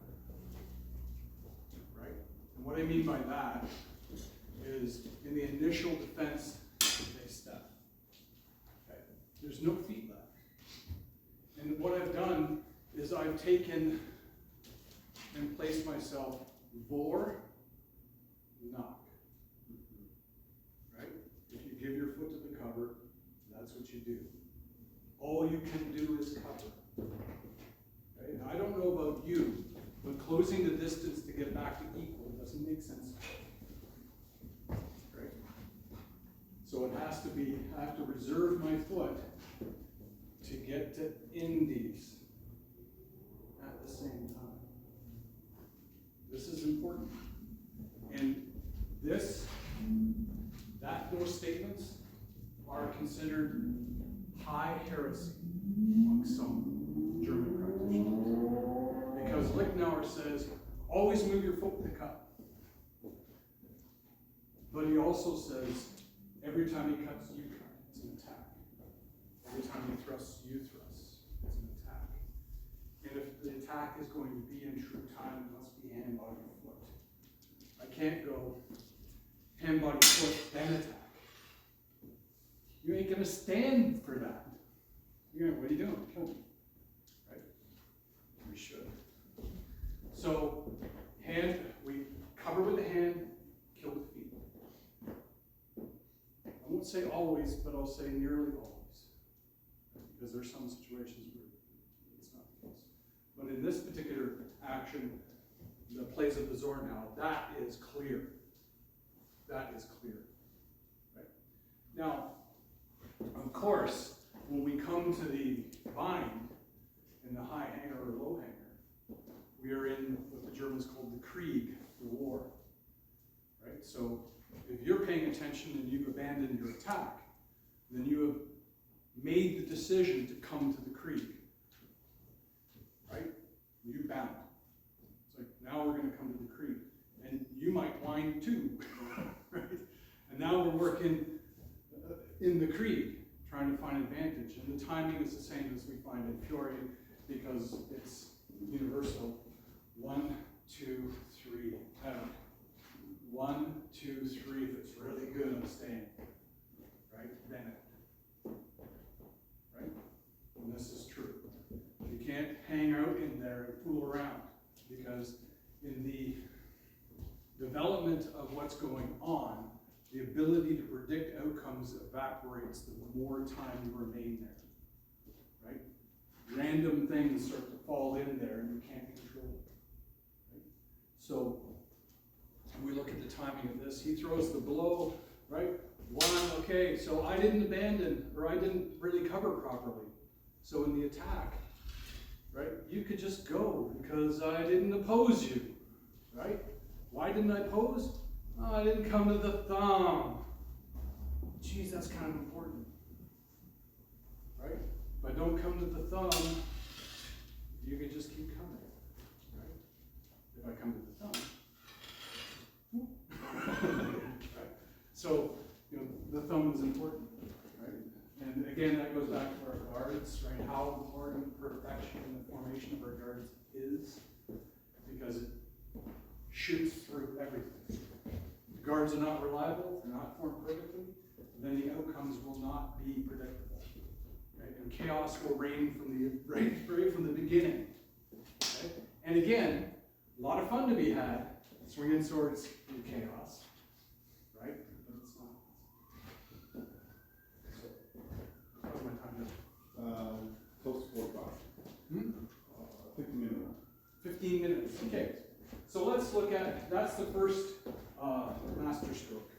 And in that master stroke, the Zornhau has, so Ringek says, this is the Zornhau, and it is nothing more than the peasant strike, or what a lowly peasant would throw, right? Because it isn't, it's a straight overhau.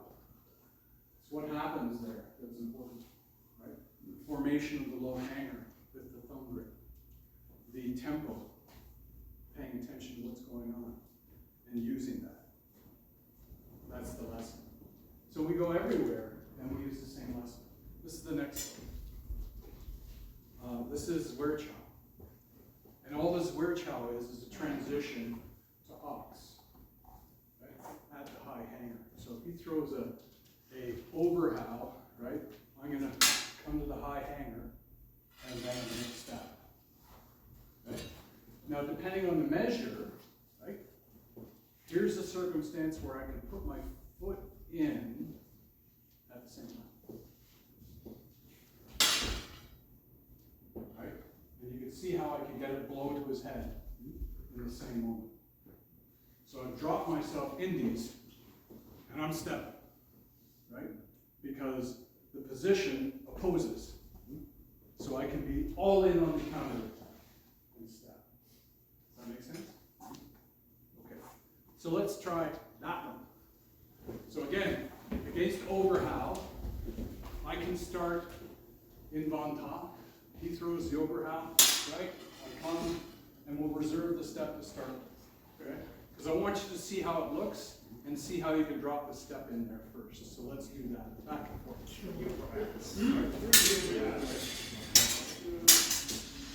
sure you come to that thumb grip. Oh, that will actually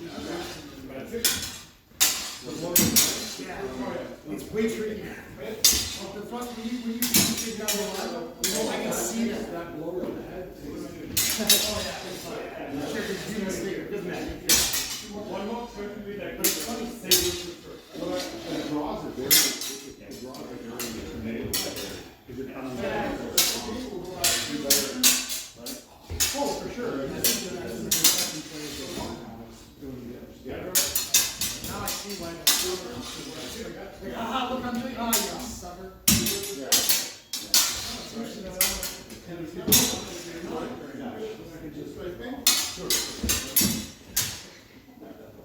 We good? Let's see the Germans are very specific. The whole practice is creative. You generate toward the lost all your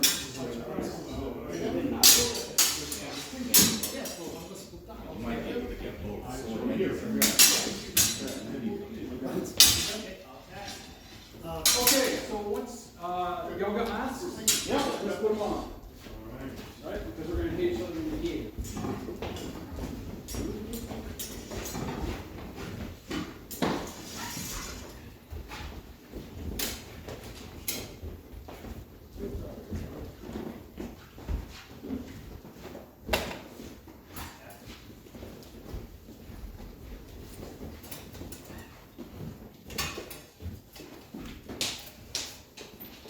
Yeah, so you post that video with all that disparity. Should cement. Sure, there's some people who watch it. Is on fire again? I don't care. Okay, so now what we want to do is try to get that shot hand in. So in this circumstance, when he delivers the blow, right, I'm going to shoot the head and take the step, right? So I can do so confidently because I know that the high hanger covers against overhand, basically without fail, right? So I can come here, right? Yeah? Slow pace, outside. If you go straight to, you'll come to a bind that will include your action. So you got a slow pace to the outside, point the toe, and you're hitting. Back and forth, go. Crack me in the head.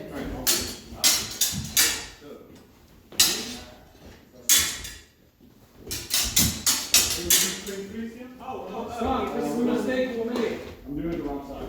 Look here. That's fine. Yeah, So this is the mistake we'll make, right? When I come, I'll come to the guard rather than the hanger. Right? You come to the hanger, not to the guard. Go. All straight too. Good. I'm attacking. Control.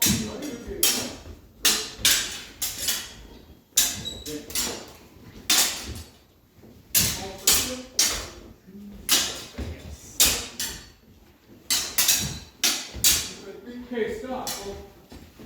I don't know if you noticed this or not, but if I do this confidently, the bind will be on his flat. Right? I will be on his flat. Because he's still delivering his attack and coming in, I'm like, oh, I got this. And I will bind against his flat. It'll be a weak bind, there'll be no opposition. Right? The only way you could pose is to abandon your attack. Right? Now you can certainly do that, just as we know, just changing where you put the foot. Right? So you can certainly do that. And then if you stop that action, we're at the creek, where other things are. Right? So again, the attacker can always abandon his attack and come to the bind. But in this case, because I'm dropping myself indies right into the middle of your attack, your ability to do so, like, you gotta be sharp. Because I'm gonna come in and I'm gonna bind against your flat.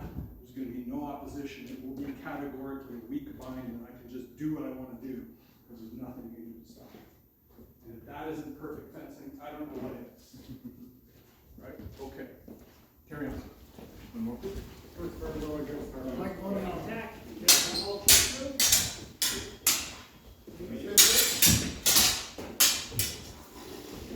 Okay, stop. What do you do if you miss? Did you find a house in there? All right, so what do I do if I miss? I apologize. Oh, sorry. What do I do if I miss? Right? Meaning that I step too shallow. So I step too shallow and it goes past, right? Well, obviously I can thrust, right? If it goes way past, right, I can slash, right? I can slash this side, slash that side to the pulse edge, right?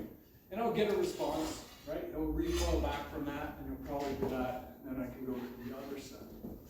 So to finish this play off, what I want the person who is attacking to do is abandon their attack and cover aggressively, right? So wide space. So literally go, oh crap. Go.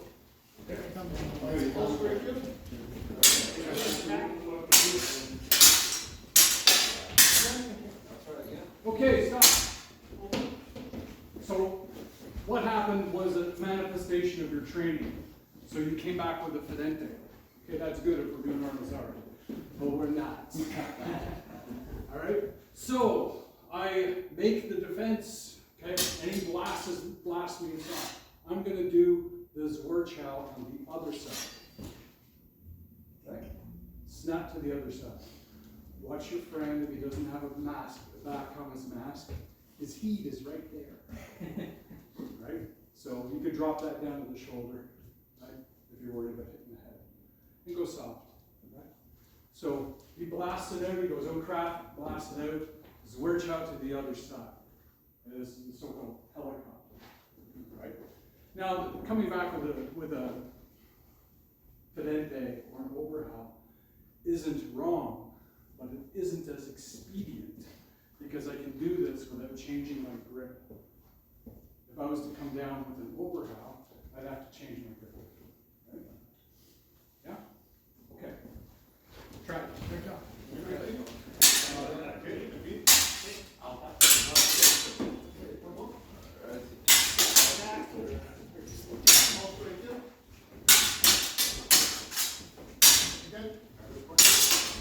Okay, stop. Last thing I'll tell you about this. Center of balance is heading straight towards the target the whole time. Right? And that's the speed and power of his workshop. Right? Especially when it goes to the other side. Center of balance is still coming forward, and that tip is going through a complete arc. Imagine how fast that is. Right? And the step will follow it and bring some energy with it as well. So the tip has to basically do nearly a 360 while your center of balance moves this far. How fast is that tip going? Pretty quick. So you need soft hands when you do this. You need to make sure that you're targeting only the surface of your friend's mask, because if you target, to his nose, you will knock him out, and he won't be your friend anymore. Right? And you'll have to buy a new mask. Right? So be careful. There's a lot of power here because of the velocity of the weapon. Resume.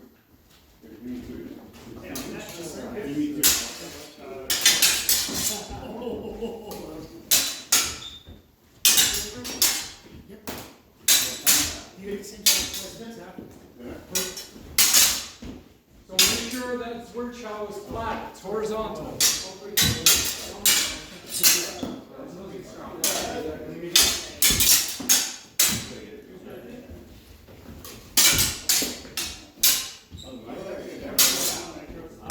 Who's doing what? Yeah.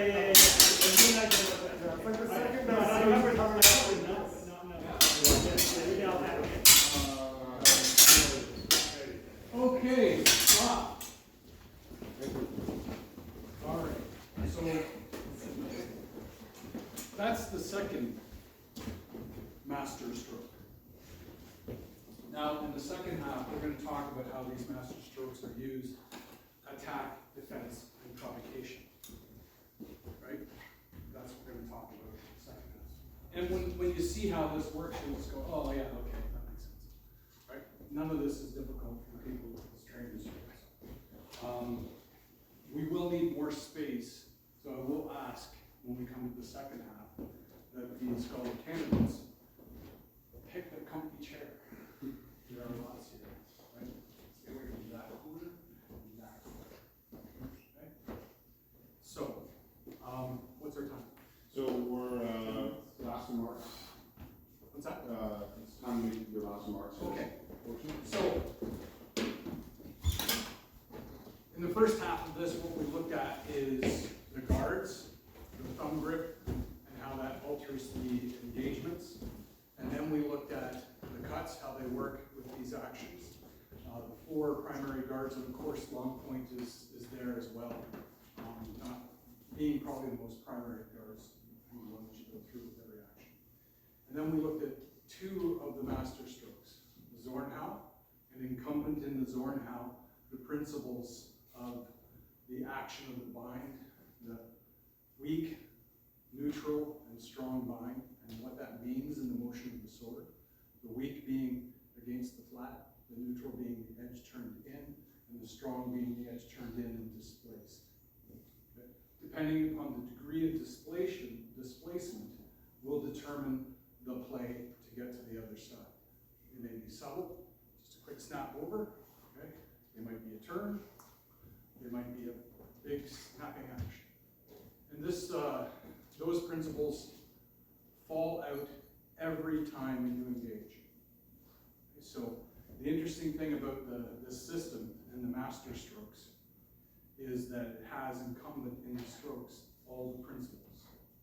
And in Lichtenauer's approach, he talked about the master strokes first, even before presenting the guards.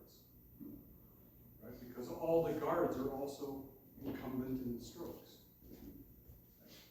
The key things to take away today so far is the importance of the thumb grip when you come to the low and high hanger, because it automatically puts you in opposition. So you're less likely to have a weak bind, right? So if you have we know if you have a weak bind, you will die immediately after that, right? The person's action is not impeded, they can just continue with what they were doing. You will remain in the knot and be struck. Once you bind, you've done your first action, act indies, to turn it around. Does that make sense? Okay. So, that's it for this morning. All right. Shall we, Brian, shall we close? Yeah, we can close and we'll take a break and then we'll reopen it. This is going to be the afternoon with masks on, pretty much.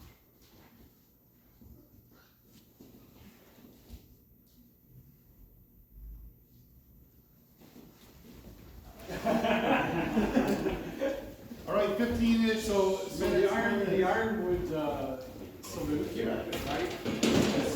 Stand like this, right? We go here and we say strength, flexibility, growth. All right, good.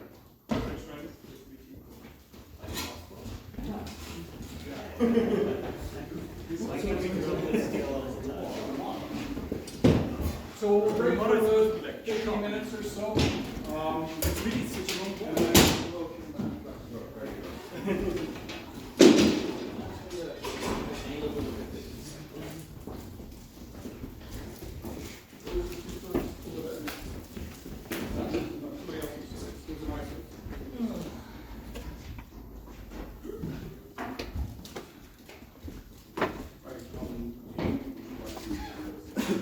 This copy is very inoffensive. Inoffensive. This copy would not find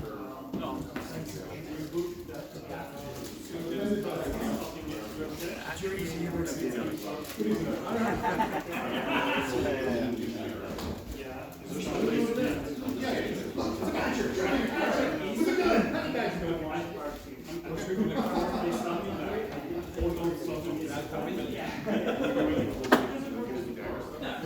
we're doing, oh, do the hyperspace too. Oh yeah. Moving through. Oh yeah. Right on the end. Right there. Somebody the entire weight.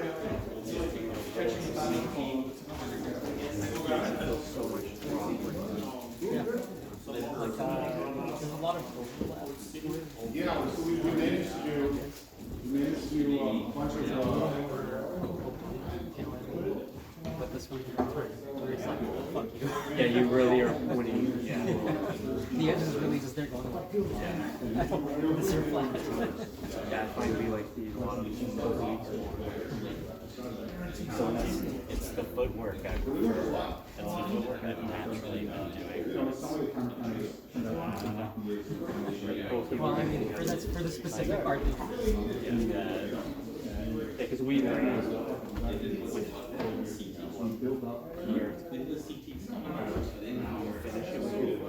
Not necessarily. Not necessarily. Like at speed, it would be. I think it's all that. I think it's saying the same thing. Yeah, it's saying the same thing, but like it's breaking it down more. That's what they're doing. Yeah, you're a little more. If you're gonna use your foot, you should know. Like,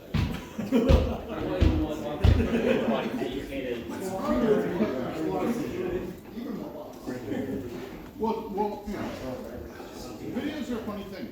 I mean, you don't take them, you want to watch it, but as soon as you're taking them, nobody watches them. Yeah. And certainly nobody else does. But we have, you don't need to guess what back in his work, you know what he does.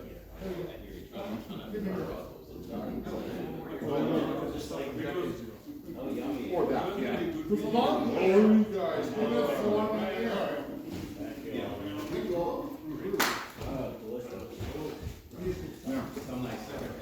Oh, those were the.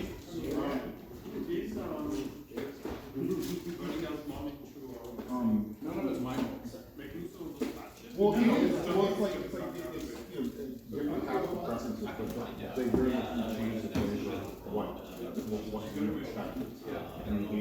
Well, again, like the art and form of fight. Yeah. So some of those things, you know, you really don't have access. You know, I'm sorry. You know, when somebody already sees people fencing, or getting this series of the response and it seems like it's super aggressive. I think certainly in AEMMA Toronto we're a bit more of a architecture, a bit more architectural. We're not stepping into like we're not pressing the measure too aggressive. But stepping in and taking that engagement, middle of the and stepping in, I think that would be very aggressive. But again, that's the cultural. Yeah. Well, funny though, that is more AEMMA Guelph. Yes. Even within our environment. But you're not ready for it. I know. This is not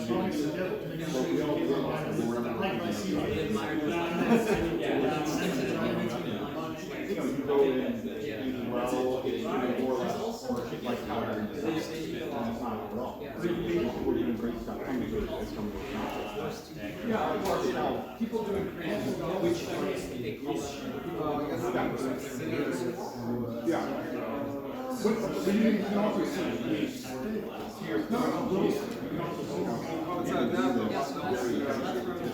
They didn't sit on the comments. And no. So where this trash comes in, it's a snare. Well, it's not wasted.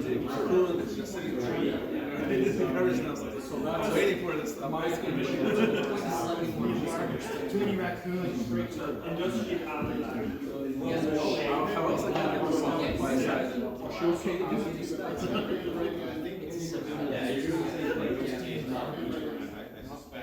It's not like necessarily.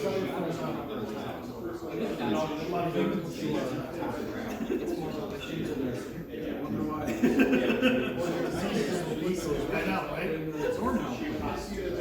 Coming with the hanger.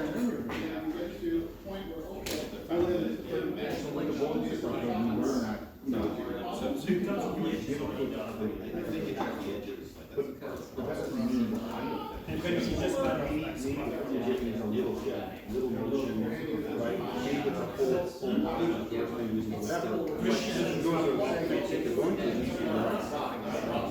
So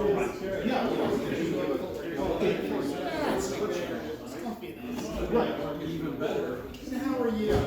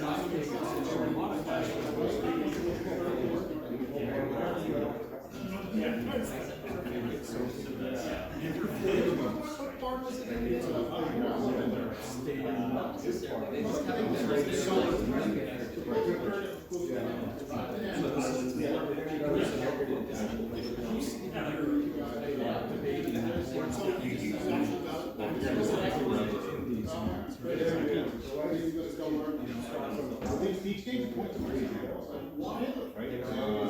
Fiore gives a little prep stuff. Clearly,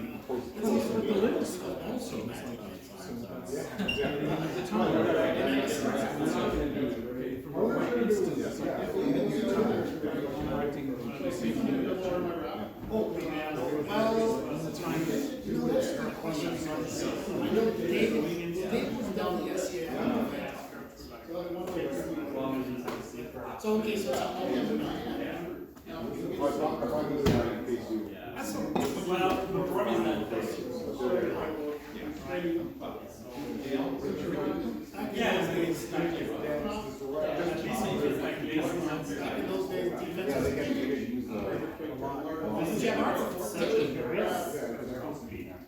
effective cuts to the head. but the thing is though, the unless you not The exchange of land. I mean, it's a different, if we're boxers, we're not punishing. I gotta keep punching until it slows you down and puts you down. Yes. Same thing with like murder. You put fires around it, blow up, and it's gonna keep going down.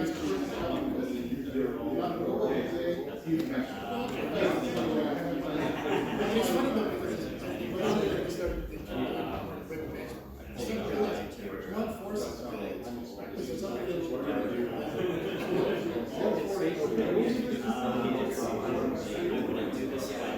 oh, but I mean, if it's national, we can apply.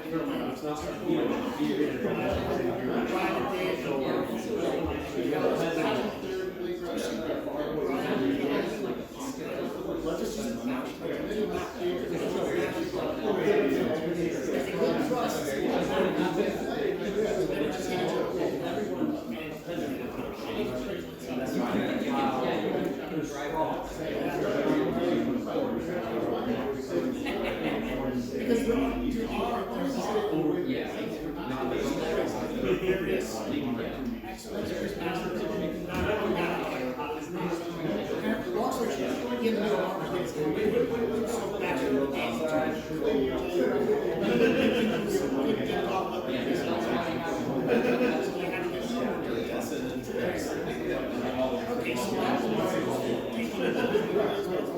you should, but you shouldn't go just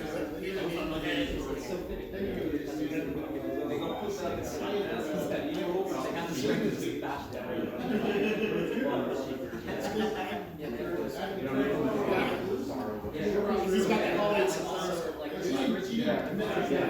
yes. So my suggestion is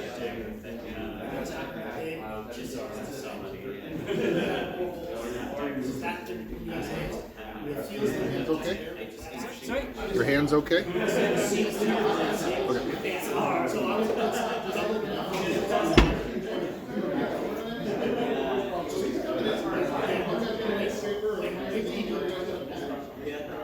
So just that extra ball, trust me. Not that it's just the shiner. So then or you can just got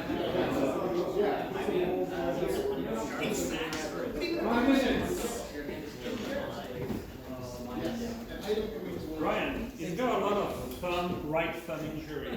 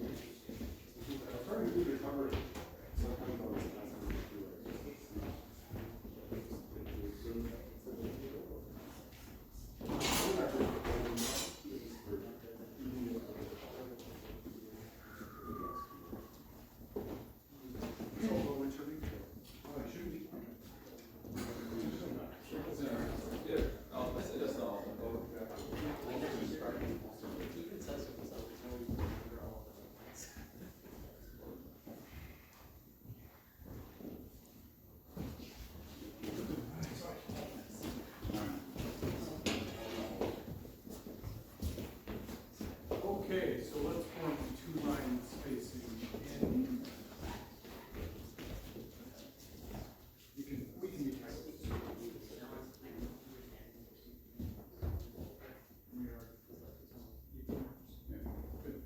Okay, so we're going to go a little bit further. We're going to look at the rest of the Meister Howl. And we're going to talk a little bit about how they're used in the attack, used in the defense, which we've already done a couple, and used as provocations to break guards and force people into the bind. And then we're going to talk about a couple of techniques from the bind that are kind of cool. And then that'll probably, to get enough reps to kind of get through this, that'll probably take us through. And then by then we'll be. So, we did Zornhow, right, which is really just the first blade longsword, right? And there's nothing really different there. The only thing that we've added that perhaps is not even new information, but a new way to discuss the information is the concept of, what's actually happening in the bind there and what makes it weak, neutral, and strong. And I don't think that's innovative. It's just new words to describe it, right? And in my opinion, weak is no engagement, right? So it's edge against flat. Neutral, turn the edge in. And strong, turn the edge in and displace. And depending upon how much you displace will determine what the logical thing to do. So, by and large, weak, carry on with what you're doing. There's no opposition. There's nothing stopping. All right, so you remain in the board and you can continue. Neutral, you need mechanical advantage now. So you need to transport the weapon such that you have strong on weak with the sword and thrust.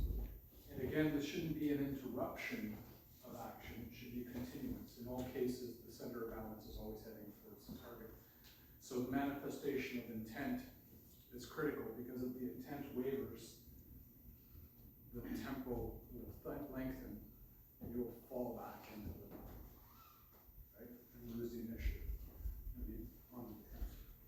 And effectively, that is what's happening in the Krieg, is the war for the vor, right? Really, that's what's going on. All of the rest of the master strokes have incumbent in these actions, the bind and the engagements. How you play out the three things may change and alter depending upon what's going on, but the principle is always the same. And this is the hallmarks of a good system, is at first when you look at it, it seems complex, but as you work it and work it and work it, it folds in upon itself. And hopefully it becomes a singularity of understanding, right? It just like collapses. Oof, I get it, right? And that's, what we're all looking for, is to push ourselves through that singularity to come out to the other side with understanding. And then, with enough time, you will understanding fencing to the point where you do your fencing. And it doesn't look like anyone else's, right? You fully grokked the principles and internalize them. Okay, at that point, like if you're a Fiore and 55, 60, you're like, okay, I've been doing something, I'm gonna write this shit down. Right? I've come through the singularity. I understand well enough that I can write down that understanding. And lots of people do that.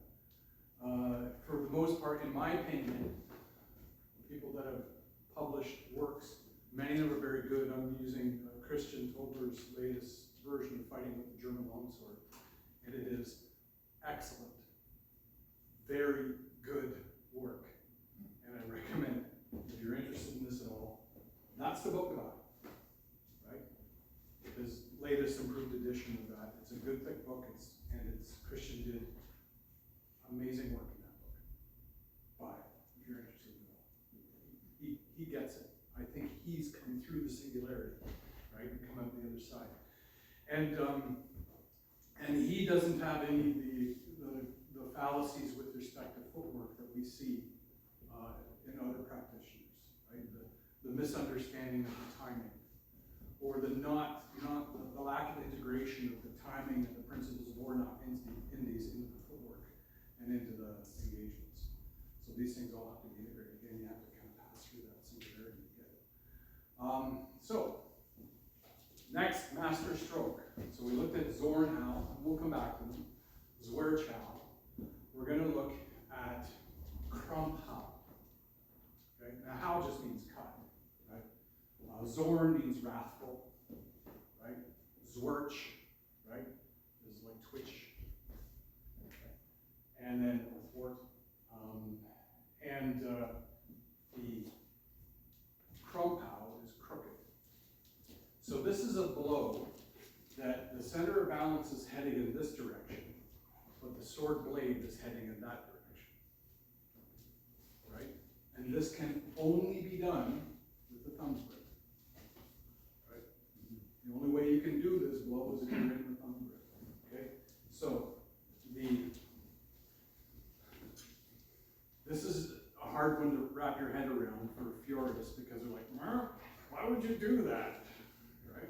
When you come to the thumb grip, and let's say I throw this blow, it's going to come out and snap across, right? See how deeply crossed my... So what you're looking for is sword almost right angle to the direction of attack, right? So again, it's pushing out, right? But then snaps over to the side.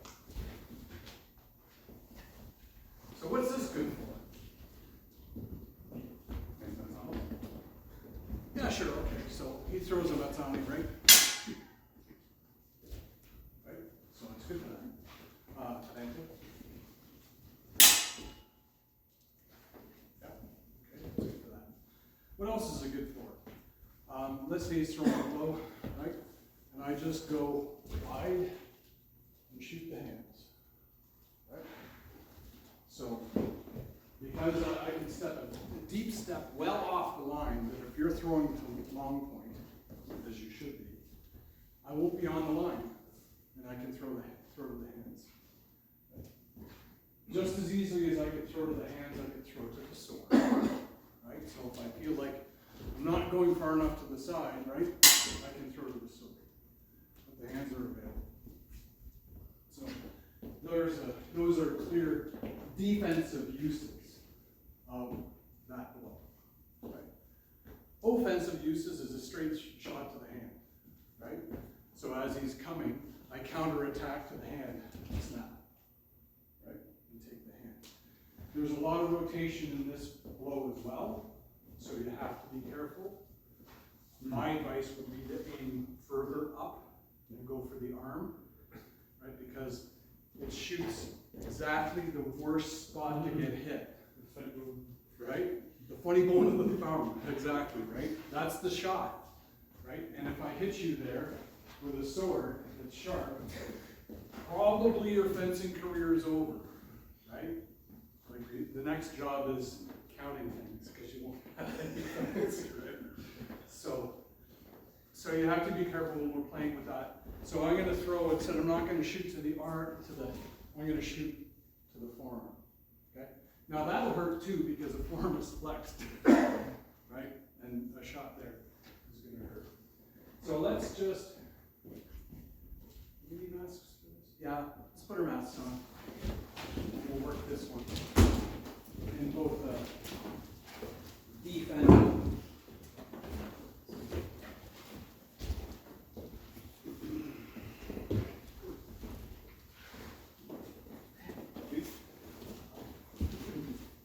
So what makes this strong, right? So that you can do this without ripping the sword from your hand. And you want, well, we know how to hold swords, right? We're not gripping it or holding it, right? The hamster, the one is a little eye poking out, hold it, right? So you end in a position that later masters named. They call it Shankat, right? So, but I don't care. It doesn't matter. You don't really need to know the name of the position. You just need to know how to get there. And if you look at the position that I end up in, all it is ox, right? Just turned off to the side. Right, that's all it is ox turned off to the side. That's all it is. So, first action. You're gonna thrust. Right? So, the finish is gonna be a false edge blow back. Okay? And again, if you watch my feet, hand. Right? And again, the thumb blow, or the thumb will facilitate that false edge cut back very fast. Right? Against the thrust. Now, if I wanted to, if I miss, I could slash, right? I could enter here. Right? We've got all these things that we could do here.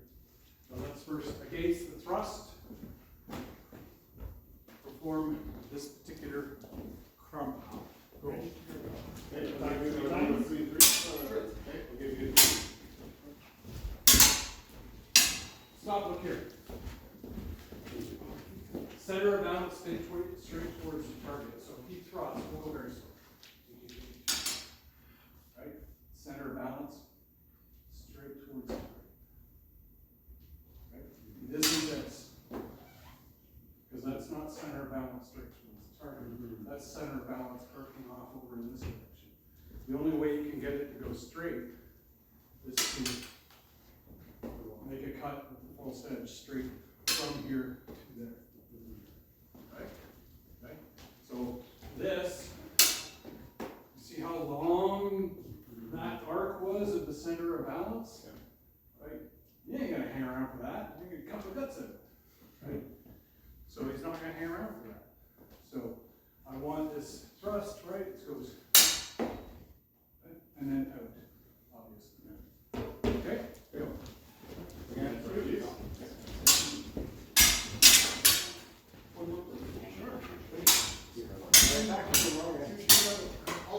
That false edge cut should be vertical.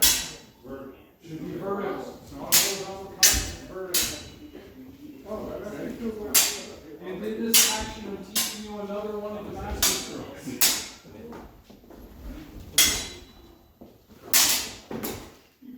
Okay, stop here again.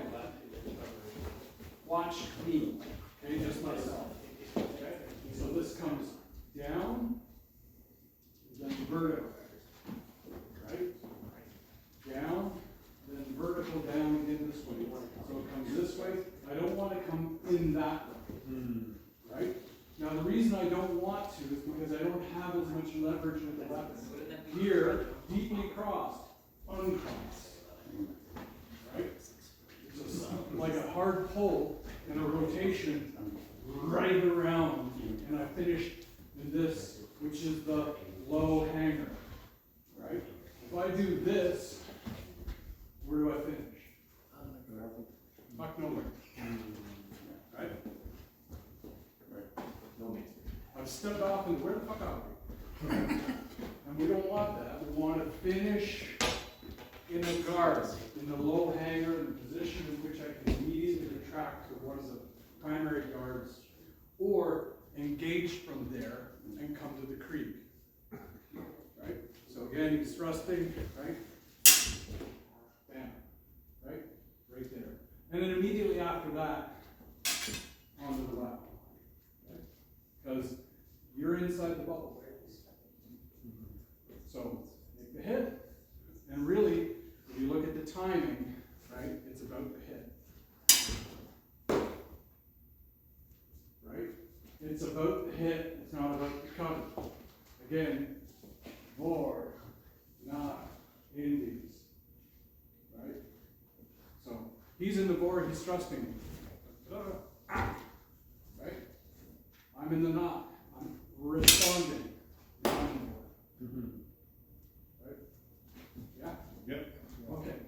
Go. Who's doing it?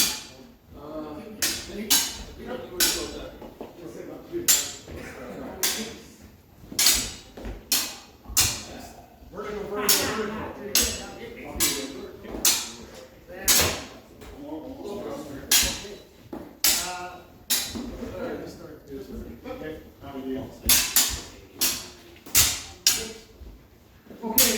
against overhand. So he's coming down with the blow, right? And I'm going to switch to the side and same thing. Right? Okay. Again. Same thing. Yeah. Against the thrust, you're striking with the false. Yeah. With the Okay, overhand, so- you're thrusting with the So I'm striking, I'm making the initial engagement with the true and then striking with the false. against the thrust, Yes. then I did it wrong. Okay. So if you look at where I'm coming down, true, true, true, false, false, false. All right. Oh, okay, got it. Right. So again, the thrust is coming, right? Coming down with the true edge. False. Now, what if I was over here? False, false, false? False. Right. Okay. Same thing on either side. Just different edges. Okay. Right? Because regards. Ooh. Yeah, no, no, makes sense. Okay. Okay, Eric, All right, couple more. Couple more thrusts. Right? Do a couple more thrusts just to cement that because you gotta have that going right through the over.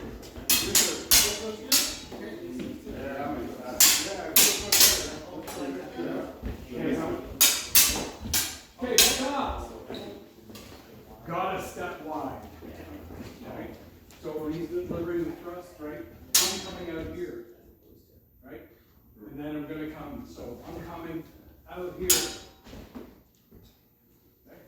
So when the thrust is coming, I'm making the engagement. And then I'm slow pacing to the outside. Gives me some space. Right?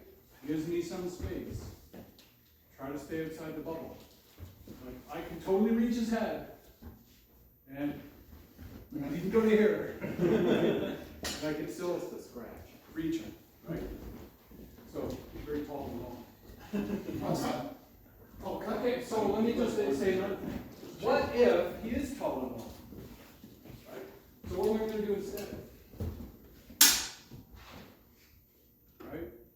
I'm going to thrust. Okay? Or I'm going to slash the arms instead. Okay? Now I'm well outside. Okay? So that's tactical. So according to judgment. Yeah. Okay, now overhand. So when he comes with the overhand, same thing against the flat, strike the head.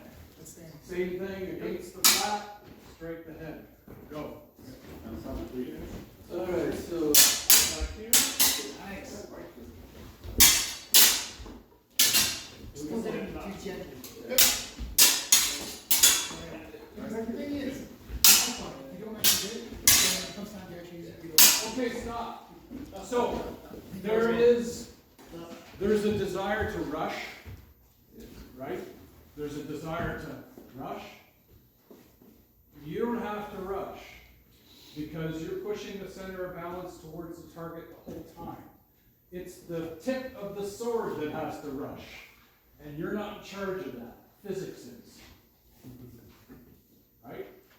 Okay, that's fencing. It's both a science and an art. Right? Physics will determine the speed of the blade if I'm pushing that center of balance. Like against this center of balance towards the whole time. Right? So I don't need to do this. No! Because I didn't display so much there. Right? I want to feel it here, snap. Yeah? Okay. So don't rush. Just continuous center of balance towards the target.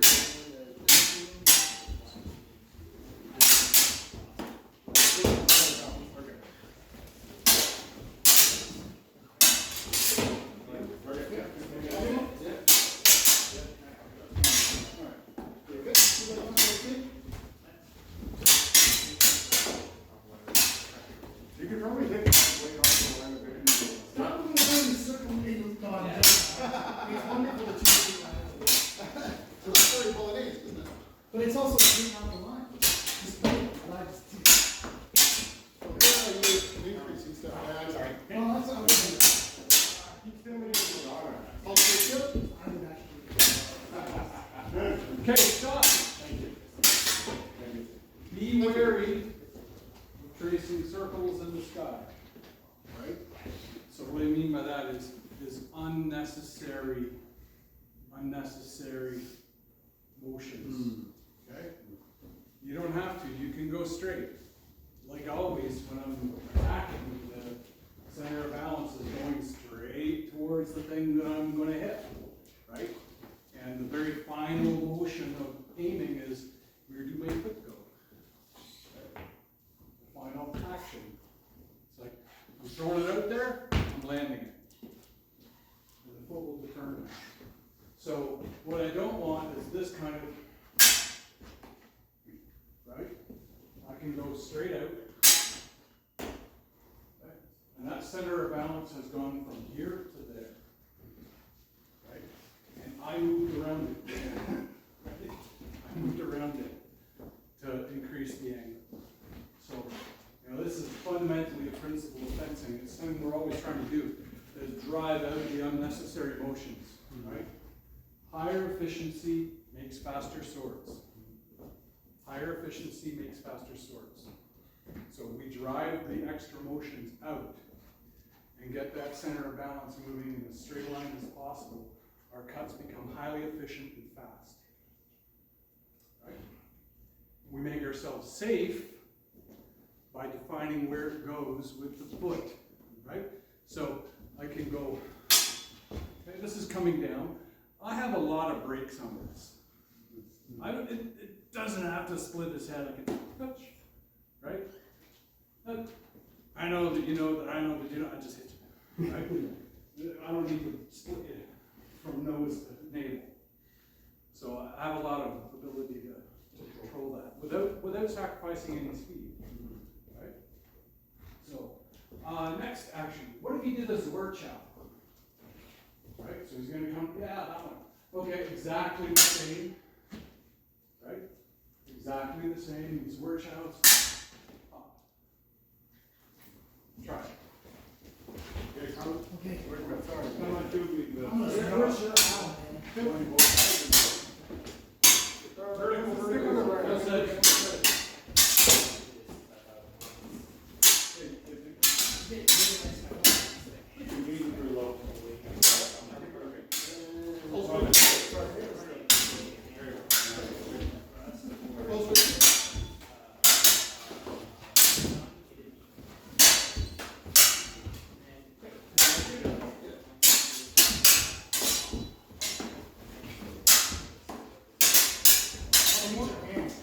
You're breaking my hand structure enough that anything I do.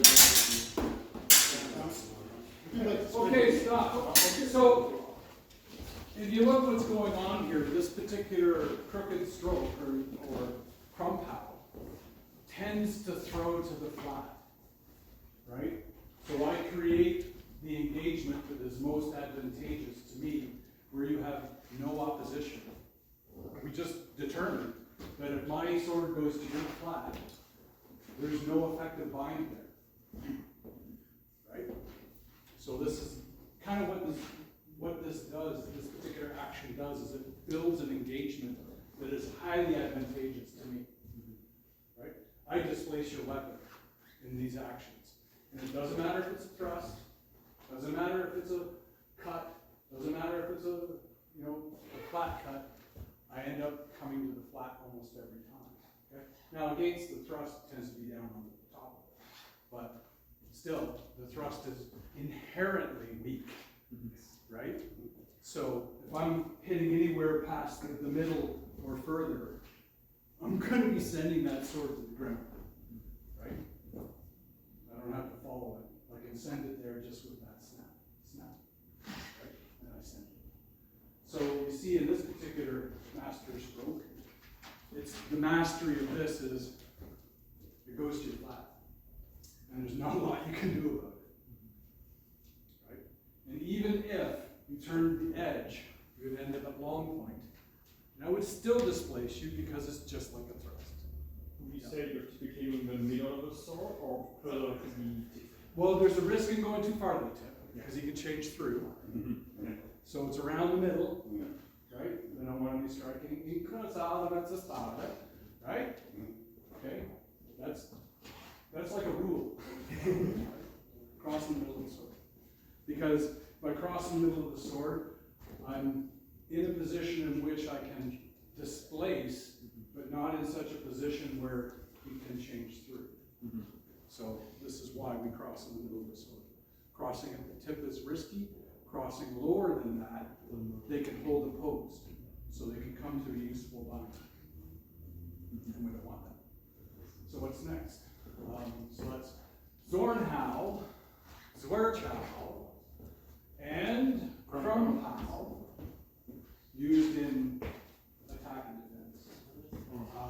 We'll look at them all again from all three standpoints before we finish.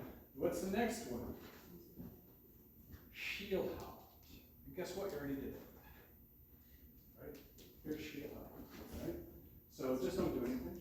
Right? So I throw the blow when it comes down the false edge on the other side. Right? So throwing the blow, turn the hand, I come to the high hanger, right?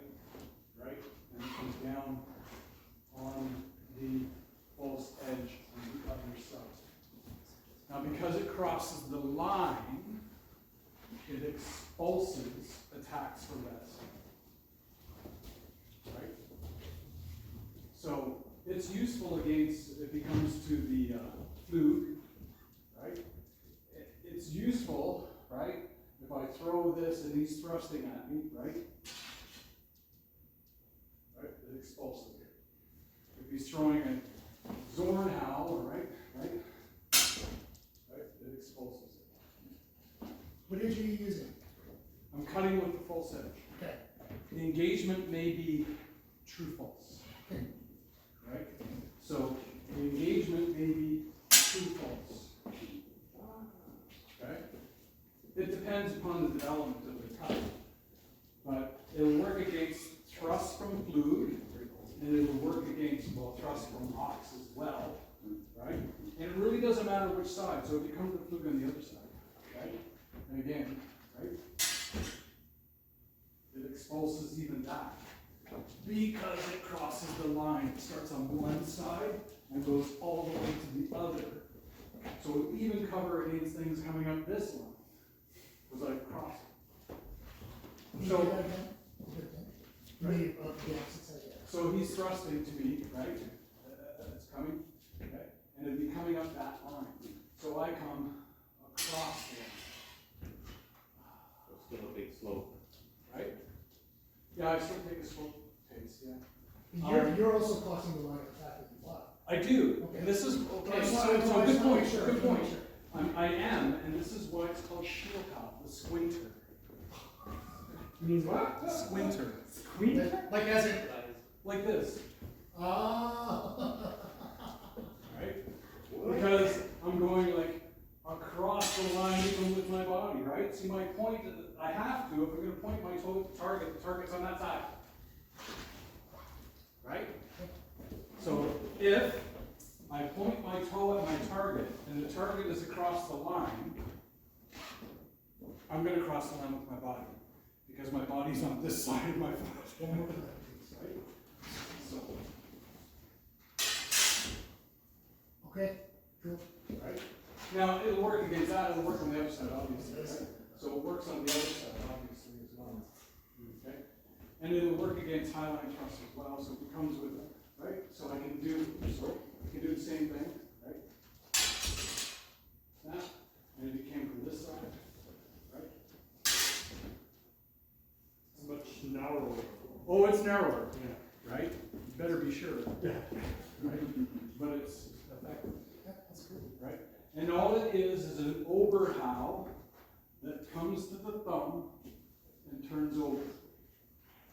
Right? Oberhau comes to the thumb, turns over. Right, that's it. You didn't show it against the foundation for the lesson. From there. Not really very well. Okay, good, good. No, I wanted to make sure because I'm absorbing a lot of information and I forget what it's. From the left side, I can do it from the left side. Oh, yes. Right? So I can do it from the left side. Okay, cool. I just wanted to make sure because. Yeah. Yeah. So let's try it against the thrust Okay, first. here it comes. Right? I think it's So awesome. one on each side. The thrust, yeah, make it a conventional thrust from the right side, okay? And make it action. This is the hardest one. There it is. The target, okay, stop. The target is going to be, right, the shoulder or left side of the head. So this blow should come down, not on this angle, it should actually come down on that angle. Right? It's coming in, right? It's coming in. It's kind of like how we do sometimes. We start with redrawing in that reverse. Yeah, so, and you see the angle of that, right? The turn will create the expulsion. Right. Because you're going from one edge to the other. Yeah. All right. So turn it on. Nice.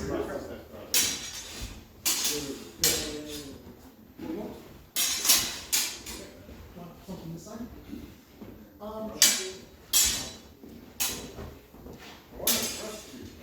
Very well. Well, you could, that could be, end up being.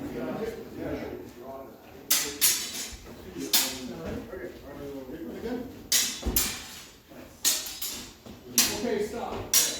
Intention, as usual, will refine the results. So again, in the German mindset, I'm hitting him. The defense is on the way. Right? So there's a risk that will go. Right? And my center of balance went, right? And I fattened out the temple and I could fall back into the bore. So it's not, it's going straight, turn, snap. Right? Center of balance, straight line. So it's the turning from this edge to that edge that creates the expulsion. So the turn is during the contact. At the bind, basically, is when it happens, right? But you don't really try. Sure.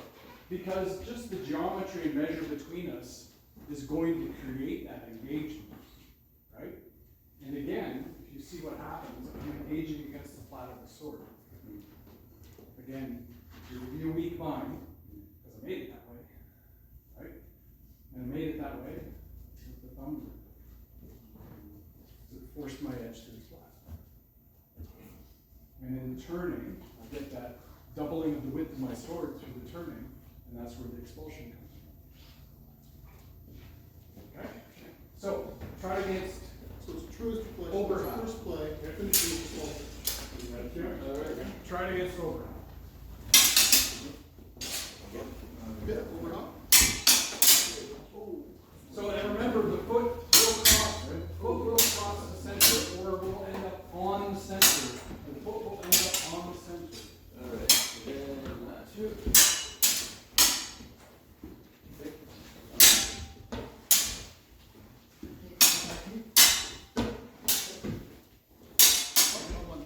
Okay, stop up here. Here's the mistakes that we'll make. We'll pull it as we push it. Right? What I mean by that is we'll pull it as we push it. And we'll pull the sword back and it won't strike. The point will be in the space and it won't immediately strike. It'll fatten the tempo. Maybe he'll turn his edge in and now we're in the creep. Remember, we don't want sword fight here. Right? Sword fighting is dangerous. I just want to kill you as quickly as I can. Right? Sword fighting is dangerous. It's like gunfighting. Don't gunfight. That's dumb. Right? You want to kill with the sword, not fight with it. And all of the art is designed to get you there. Kill with the sword, not fight with it. So I want to just snap, right? Right in there. Snap, right in there. So, pointed at the target, and if the line comes through us, my foot is basically on the line, right? Now, most of the stuff we've been doing has been to outside, right? And kind of leaving this foot on the line. Because if you're going in a circle and I'm going in a circle, and I step over here, the line will be on that foot, right? So in this case, I'm stepping onto the line. And that's how I inside. And that also creates some of this expulsion energy. Right? Right. So, that's important. If you slope paste this, you won't get a good expulsion. Yes. And you'll end up with this sword in your presence and having to abandon your action and come to the creek. Right? So how does that look like, right? It's like, and he turns in and I say, oh, okay, now we're here. Okay? Okay? So equal bind, and this. And now we're fighting. Right? So, right there was just all the principles that we looked at in the Zornhound. Okay? And it just folded back in on itself. So, and it happens when you fuck up. Right? When you don't move the sword at center of balance in a straight line, when you don't step onto the line and create the expulsion, right? The temple will peter out and fall back into the war and end up in the creek. Right? Things have gone wrong. Yeah. Really wrong. Well, anytime you come to war, something fucked up. Right? There was a failure to communicate there somewhere, right? So, you want first strike nuke, right? Bam! Done. That's what you want. So let's try against the Oberhau a few more times to get the efficiency up, and then we'll move on. Okay, that's pretty good. Good. So let me.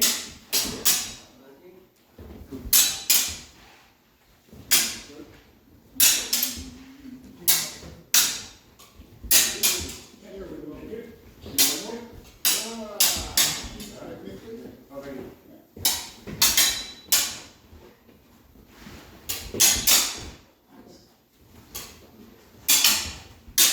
Okay, stop.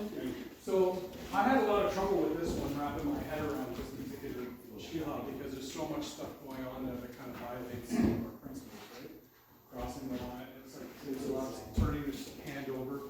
So there's a lot of stuff I had a lot of trouble. The only way I got it to work is at a fight night I said, I am not leaving until I kill somebody with a shield house. Right? And I tried it like 30 times. Fucked it up, got hit, and then I got it. Right? Because I did it right. Right? I listened to what the frickin' guy said and said, do it this way, and then I tried to do it different ways like 30 times and got hit, and then I did it the way he said, and so it works. Okay, in Zornhound, we did Zorchow, we did Compound, Shieldhound, Anybody done sword and buckler? Yeah. Shieldhound is the primary blow from half shield. Right? Shieldhound. Okay, so how Shieldhound? It's a straight down shot. Right? Straight down shot, hands high with a levering over action, which we see in the sword and buckler snap. Right? Same thing. So, Shieldhound is good to overreach. Right? And I could also do it, don't move, right? I could do snap and thrust. Right? I can drop the point into the chest if I want to thrust, or if the measure is such that I'm dealing with somebody that I need to stay further away from. Right? Or I can go to the head. Like somebody fighting you, tell them to try to reach your head. Right? I'm going to snap this down and plunge it into your chest. Because the head's way up there. I got no geometric advantage by trying to strike somebody in the top of the head that is taller than me. That's a mistake. Right? It's the same as trying to hit his leg. Same geometry. So, Shieldhound. This is what we're going to do. The Shieldhound is useful against actions that you wish to overreach. So principally, the Shieldhound is used as a provocation. Right? Exactly the same as we see it in sword and buckler. Right? It comes with half shield, I throw the Shieldhound and force you into the engagement. So if he's an Albert, for example, or any low guard, right? I throw the Shieldhound. What does he have to do? He has to come to a bind or he gets hit. Right? So I break the guard. We all know how hard this is to deal with, right? Somebody that fights from that guard. This is how you deal with it. Right? You throw a shot. Now, if I wanted to stay further away, I could drop that into the hand, right? So now but you can't reach it, right? Well, other than my own hands, but I can easily close that out. So it's a straight downright blow that plunges into the target. Okay. So what I want you to do is one person will stand in prone and the other person will pop the shuttle out. Right?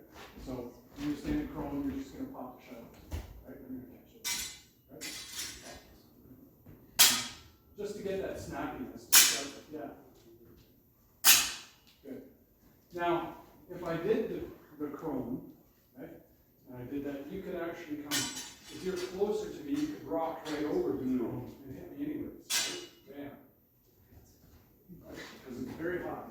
So it's a straightforward pop. Right? At the very last instant, the hands go high. So you get this snap, snap. Okay? So instead of whacking each other in the head for the next 20 minutes doing this, we'll catch it at crone.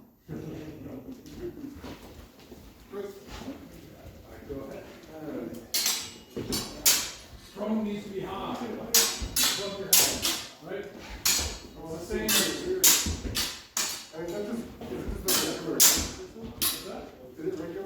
regular hand. This is a straight down rope. Right? So there's no thumb grip here. This is conventional grip.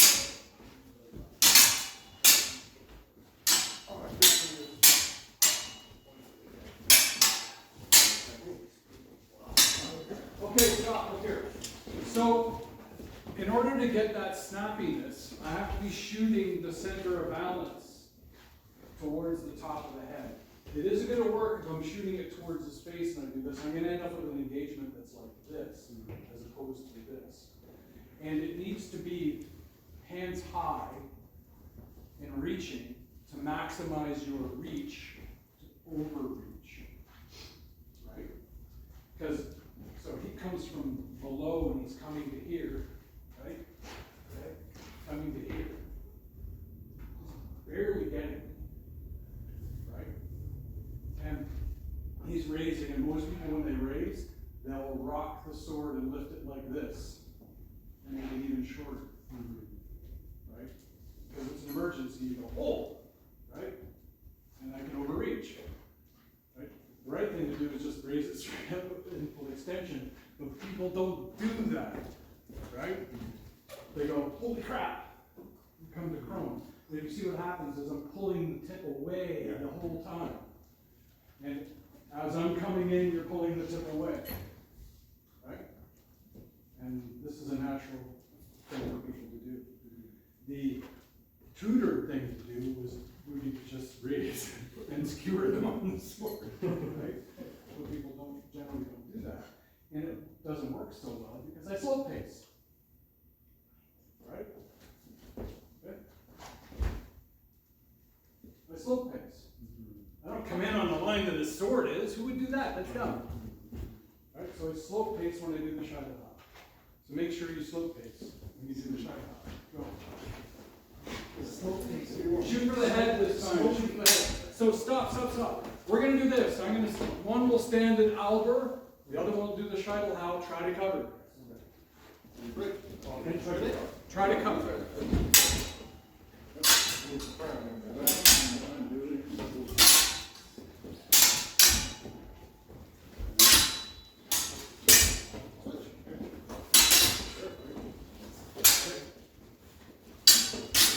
If you throw the hands nice and high, you might be able to get over the cover. Let's shoot the head in.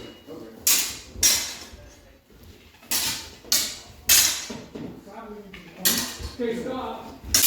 Be careful with the footwork that you're. Right? We don't teapot here anymore, right? We don't serve tea here. Only coffee. We don't do that, right? So we want that trailing foot to be in the presence of the ground. And what's really providing you the action here is the slow pace. And it's completely okay to miss the head and plunge to the chest, right? So, right, if he's an Albert, it's completely okay for for me to miss the head and plunge to the throat or chest. Totally fine, right? So that's okay to do. So if you find it troublesome to get there, then drop the tip into the face or thrust to the throat. But it's important that it's a high hands position. Go. All right, you go. Yeah.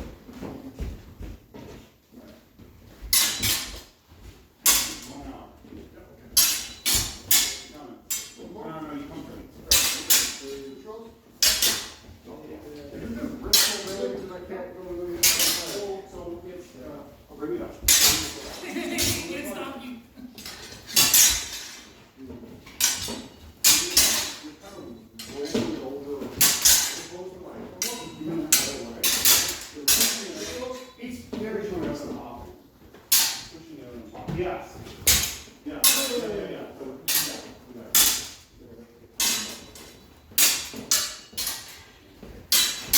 Okay, good. All right, so those are your 5 master strokes. Now, I wanted to talk, in the last one was its principle used, the Shiloh is principally used to break Albert. So in that regard, it's a provocation, right? And forcing you from the guard. And that's like textbook what a provocation does, is force you from the guard. And so all of the master strokes have this aspect to them that can be used to break guards. So we know what this one does. The Zornhau will break Zornhau. Zornhau will break Oberhau, or will break Kontag, right? Zornhau will also break any blow that comes from above. Zornhau will break Swordsmanship, right? Can work for that as well. So, Swordsmanship will break on top. Force them from the guard. It will break that. Scheitelhau breaks, or Schielhau breaks Flug. Okay. We know what Scheitelhau breaks. So, if we're in the fight before the fight, and he takes the position of Flug, I should immediately deliver the countering master stroke. Right? I shouldn't wrangle. I have right here in my pocket the action that breaks that guard. So just like the magic together, I'll play my card. Do.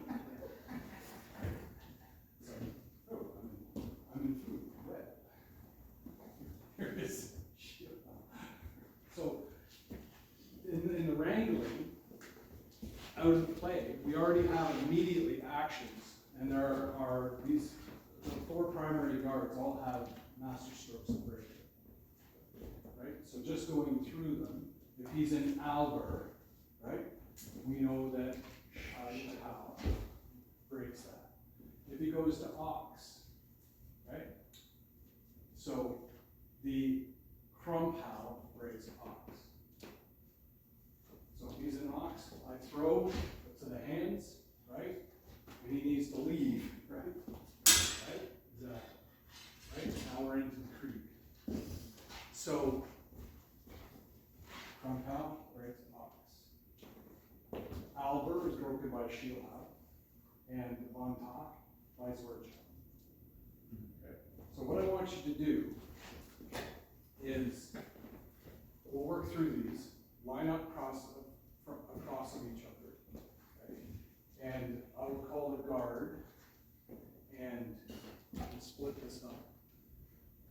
Window, and wall, okay? So the people on the window side will form the guard, and the people on the wall side will break it. Okay? And keep in mind, this is day 1, so we're gonna fuck up. That's what's I can barely remember the cards. Yeah. What? We don't take scripts yet? Oh, yeah. What's the translation of all the blows? What does Zornhau mean? Zornhau is wrathful. Wrathful, I mean, Oberhau's overhand. Over, yeah, above, under, or unter is under, middle is middle. And then stitch from this one. Stitching time. Okay, so the drill will kind of look like this. So we'll stand stand in long point, okay, and then we'll come to a guard, and then you want to see which is going to break that guard, and it'll kind of be obvious, right? So if he comes here, I'm like, okay, well, that's going to work because if I'm hands high, point low, coming with a high hanger and throwing to the head, I'm closing that line. Well, those workshops, it's obvious. He goes to Albert. Oh, I gotta overreach that. Okay. So Scheitelhau, that's obvious. Right? If he comes to Flug, right? I want something that expulses it, right? And closes the line of attack. It's obvious. What needs to be done? Now, we just learned some of these today, so there's gonna be some, right? So let's try to prove. Right? So. Window side, we'll take a guard, wall side, we'll break it. Oh, you already called them out, but isn't that there? All right. Yeah, I'm not gonna call them out. Oh, You guys just- oh, you're not gonna, let's not do that. Okay. You good? Yeah, so.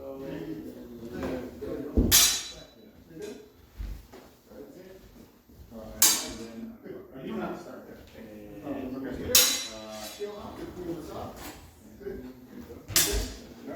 Nope. Ox. Crumb false edge. Okay, so let's formalize. Side. Wall side, on top. Wall side, on top. Window side, break the guard. Sword child. It's okay for when you take the guard, it's okay for you to come to the cross. You don't have to take it in the teeth every time. It's okay to come to the cross. Good. And so as soon as you're finished, right? As soon as you're finished receiving it, then come back to long point and I'll cause it out. Go there. Ready? So, Albert.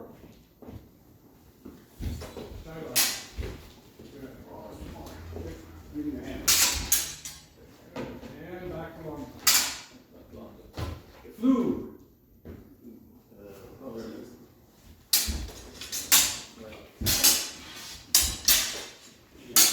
I'm too busy watching what you're doing. Back to long point. Really, really good. Back to long point. Step forward. No, step. Like pass forward. Sorry, I said the wrong one. Pass forward. So come to the other side. Ox.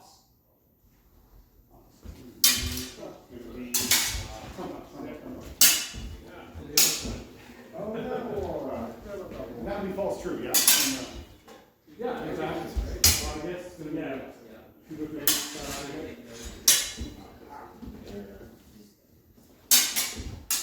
Yeah.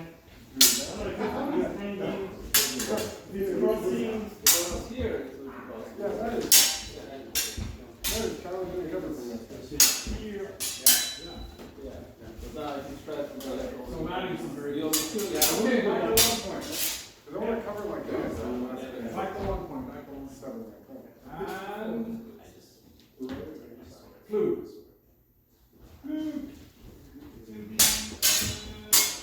So shield right?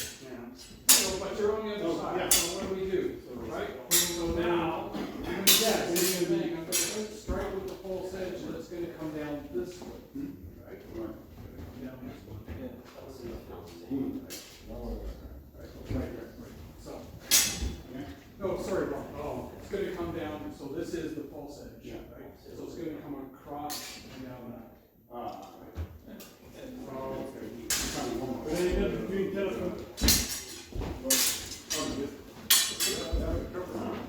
That was nice.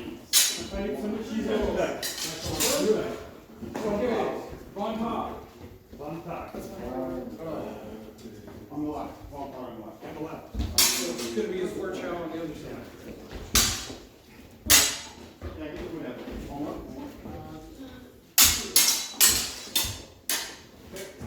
Okay, step back to right foot forward.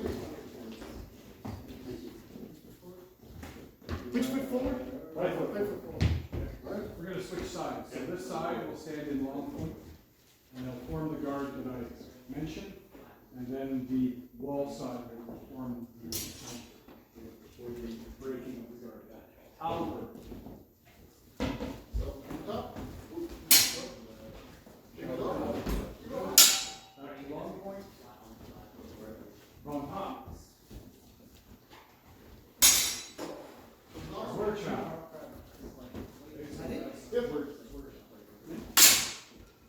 Ox. Drum hop.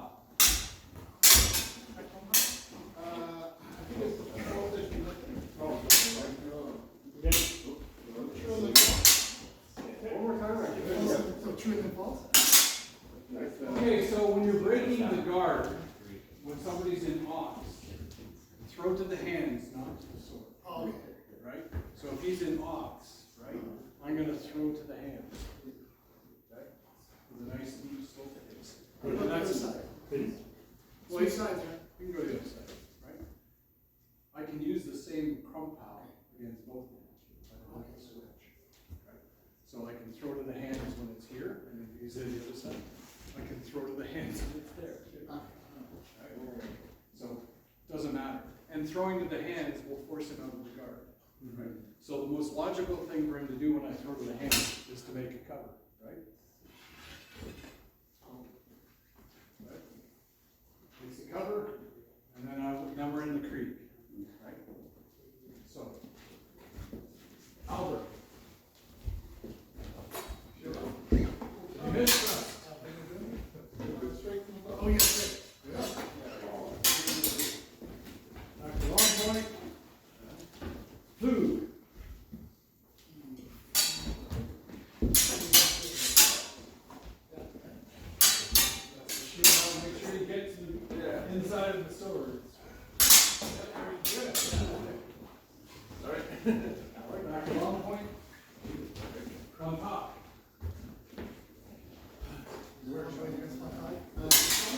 What's that? Okay, stop. Again, when you are breaking the guard, you're breaking the guard with an attack, Yes. right?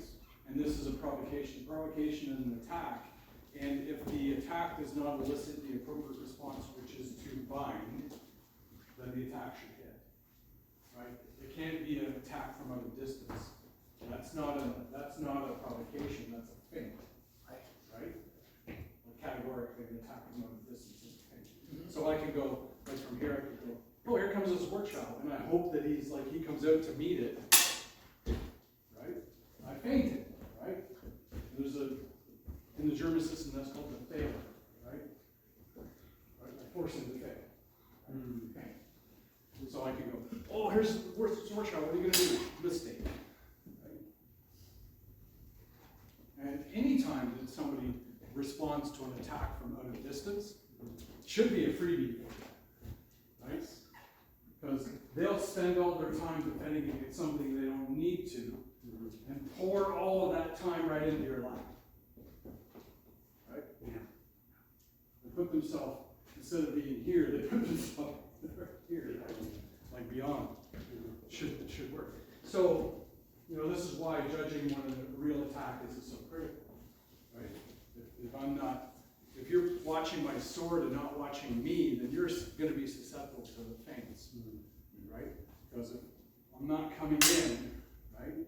I'm not coming in, you should do nothing, right? It's when I'm coming in that you need to do something, right? So, is that drill any good? Yeah, we can do the left side. Yeah. I don't really want to go too far on the left side, right? Because it's. I can't even remember the right side. Yeah. It's all there. You know what it is. You can go there if you want. So, okay, we looked at these actions as defenses and as provocations. They're essentially attacks. So, we look at this whole system, how this works with these master strokes. They're a key chunk of the system. You use it to break guards, you use it to deliver attacks, you use it to come to the creek, right? So now that brings us to the creek. So when we cross, we this situation, right, in which he has not opposed, and I can attack on with the same intent that I had to start with, because he doesn't oppose. Then we know that he comes here, right, and he opposes, and now I have to achieve a mechanical advantage, right?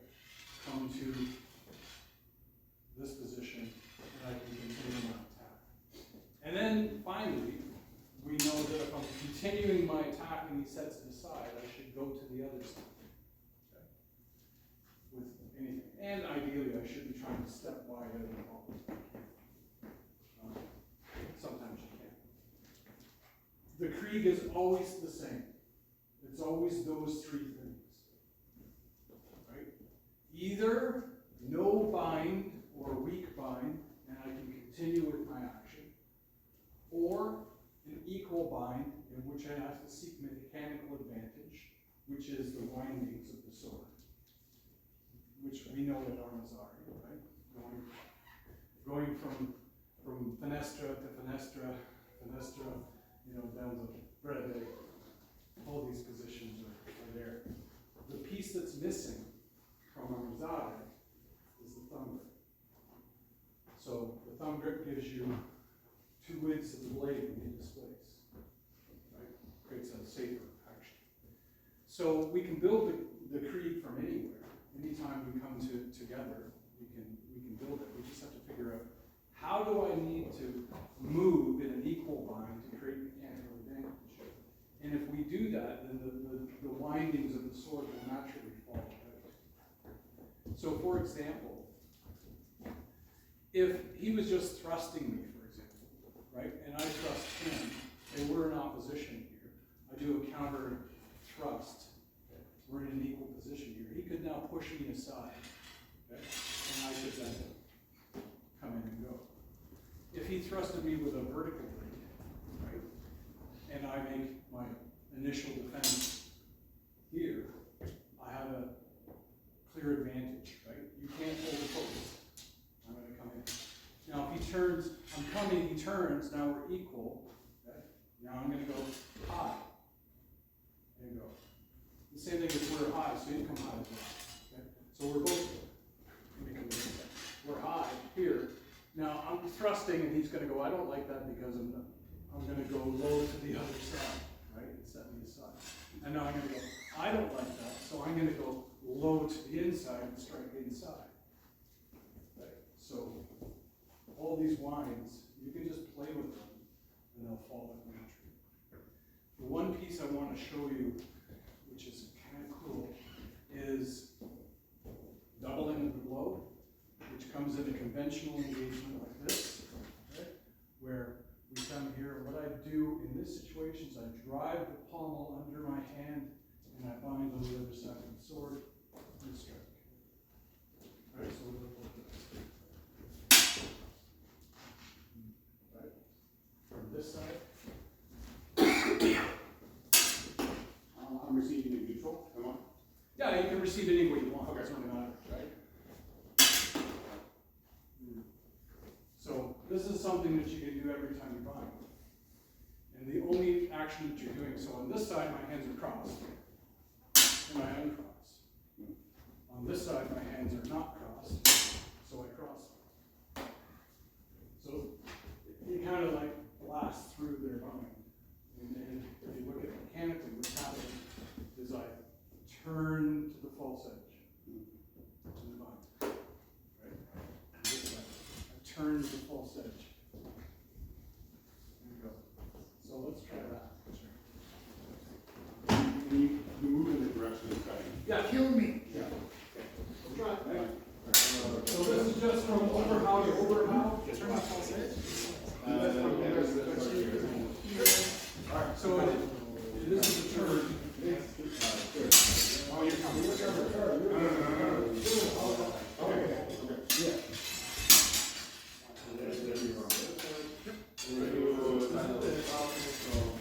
Oh, here, that's fine. Okay.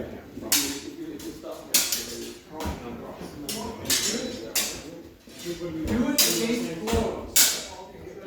So do it against blows.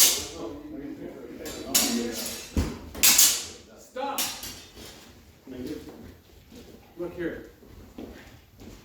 What I don't want to do is let him know. Right? That's information. Right. Like, that's the logical thing to do. So, I don't want to displace him because he will feel that, go with it, raise his sword, and close the line. So, this is just, right, he's throwing at me, I'm throwing at him, right? There's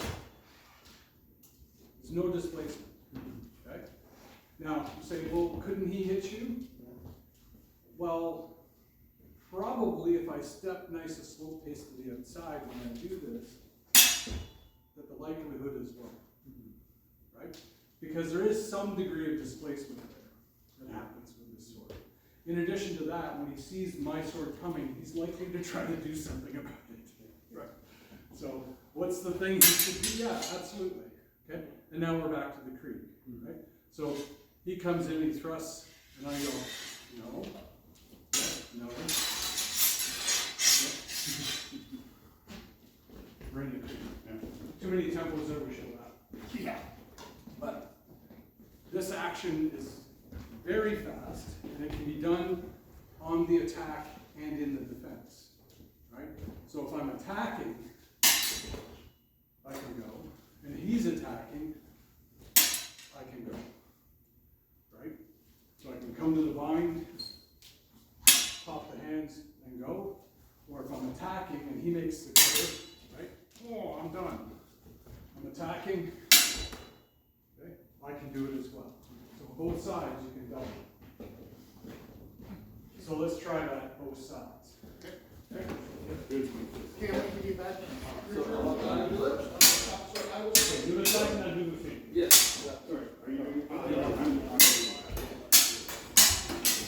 So you want to make your cut at the low hanger. Okay? Stop. Look here. When you come through the defense, right, you want to make your cut at the low hanger, right? You don't want to come here because I got nothing, right? I want to do this action at the low hanger because if he comes, I can just turn, right? If my hands go too high, if I try to make this into like a middle blow instead of a down right blow, I put myself at that risk because I'm not closing the line that he has, right? So I want to do this action at the low hanger because if he comes at me, I just need to turn. So cover. Now, if you think about the time here, this is like a continuous blow, right? I'm just going in and basically at the last instant shooting my hand either crossing or uncrossing, and continuing the blow. So try it both when you are leading the attack, and try it also when you are defending. So I'll do it one more time. You do attack. And you all hit. And on the other side.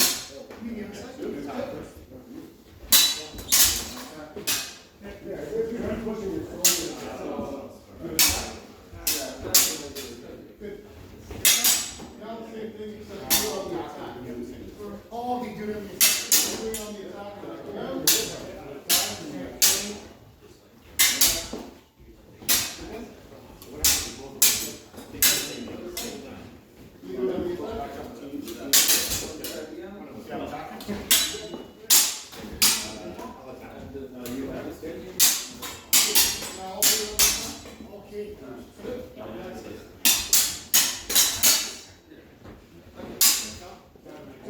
Okay, to finish this, let's say I've done the action, I've hit him, and now what am I going to do? Right, I could come to the sword, but I could also press against the body and close that off. Right? So I could just collapse onto him and just push him to the ground. Right? And do a slash like, and I'm going to press his hands here. Right? This is where I'm going to go with this.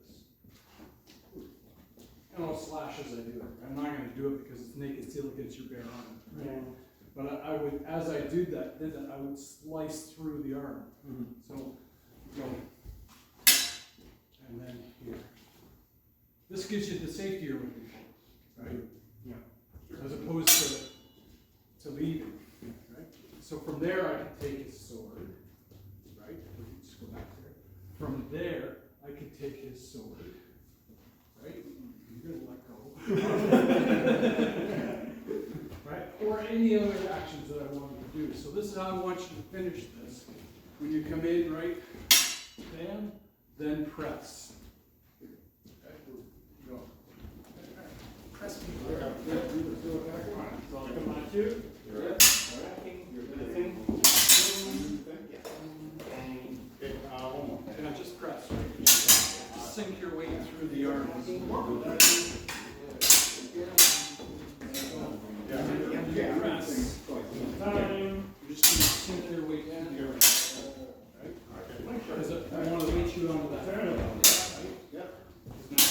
Maybe Yep, pretty much.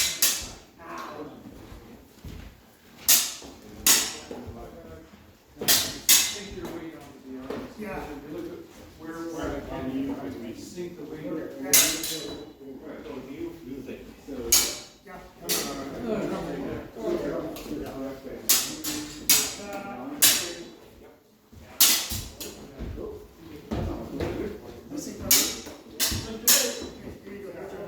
Sink your way. I'll give you a sword. Oh, yes, that would be very good. Oh, yeah. Paint compliance would be a big part. I mean, we're being nice, right? Like, we, you know, you have to put it exactly where your hands at. Yeah. I think. Okay, so the most logical thing to do when he doubles, okay, when he doubles is to raise, Yeah. right? That's the most logical thing to do. So I come to the high hanger, right? I raise, should come to the thunder. Okay, so we're in this position. Now what he can do is raise your sword to ox, Raise my sword. other ox. Bring your point into play. Oh, I see what you're saying. Sink right over mine and trust. Right? So Right. when right? So I'm here now, sink over and trust. Right? You're very high. Yeah. There's some of that. But you're over top. Yeah. You can bury down Oh, yeah. too, right? And it also depends upon where you come on the sword. So if I'm here, if you went further down on the sword, you could displace Right. right? Yeah. So don't try to sink over the strong of the sword. Right. Sink over the middle or closer to the tip. So this is, so the first one we're called is called Fiore, doubling. This is called mutating. I've heard those terms before. Right? So it's a mutation in it because it transports the bind from one side of the sword to the other. Right? So again, if you just come to the action, so you make the defense, right? I'm just going to come over. So you see on this edge, I come to this edge and thrust over. Right? And it would be continuation of the original action and continuation of the original intent. So let's try that. The logical defense is to come to ox and close off the line of double. The person who is going to double will immediately reappear over the sword of trouble. So is that a cue you understand?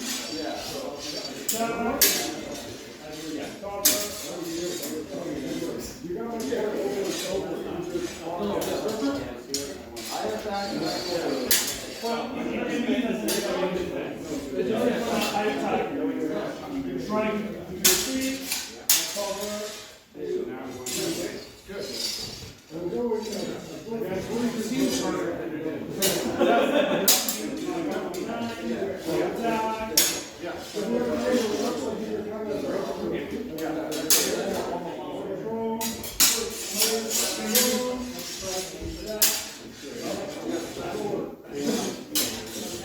So be careful when you step it right in. Yeah, I know, I do.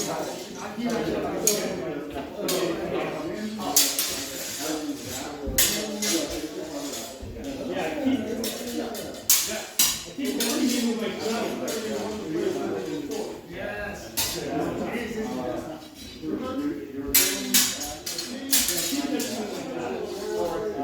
Okay, so.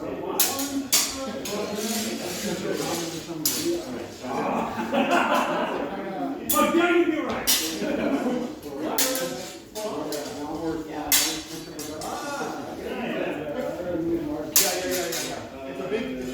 Okay, stop. So, if you are finding that you're catching his sword up in your cleans, right, it's because you're not in the thumb grip. Right? Because if you're in the thumb grip, that can't happen because your guard will be at right angles to the sword. It's when the guard is in similar angles. So let's just come together. So if I was, he was here, if I tried to, I get here, I lock it up. If I'm in the thumb, there's no locking, right? I can't lock it. Okay. I want my hands high so I'm not sawing my own fingers off, right? In. So we look at the double in, right? He goes there. I'm in the thumb guard. I'm going to go right up and over and thrust in here. Right. As long as your intent is continuous and you remain in the bore, he can't defend. Like he can't hit you. He's behind you. If you hesitate or break the intent, then you're in a bad spot. Right? Because his sword is under yours. It's a straight slash to you. Right? So you can see right there, the mindset is I'm all in, all in, all in. And as long as I'm all in and maintain the initiative, you can't do anything. There's nothing you can do about it. Right? Because every time you react, I'm already ahead of you. Right? You're going to drive you deeper and deeper and deeper and deeper. Now, is it possible that, okay, when I'm driving over, right? When I'm driving over, could he push me to the side, like push it up? Yeah, sure, so, okay. Right? So we're right back to the principles. He displaces your point, he does the same thing to his. Then you will do one of the other actions, one of the three wounders, a cut, a thrust, or a slice. In this case, it made sense to drop right into Swordsmanship. Right? And if you have all of these things in your pocket, they'll just tumble out. Right? They'll just tumble out. So there's a master stroke right there. Right? So do clear Zornhow. Right? Turn, and he sets me aside. Hides Swordsmanship and take his arm. Right? And then in the same thing on here. Swordsmanship, take his arm. Then I press his hand. Right? And then I throw his ass under. Do that again. So, because anytime you're coming in and pressing the hands, that's an entry for a throw.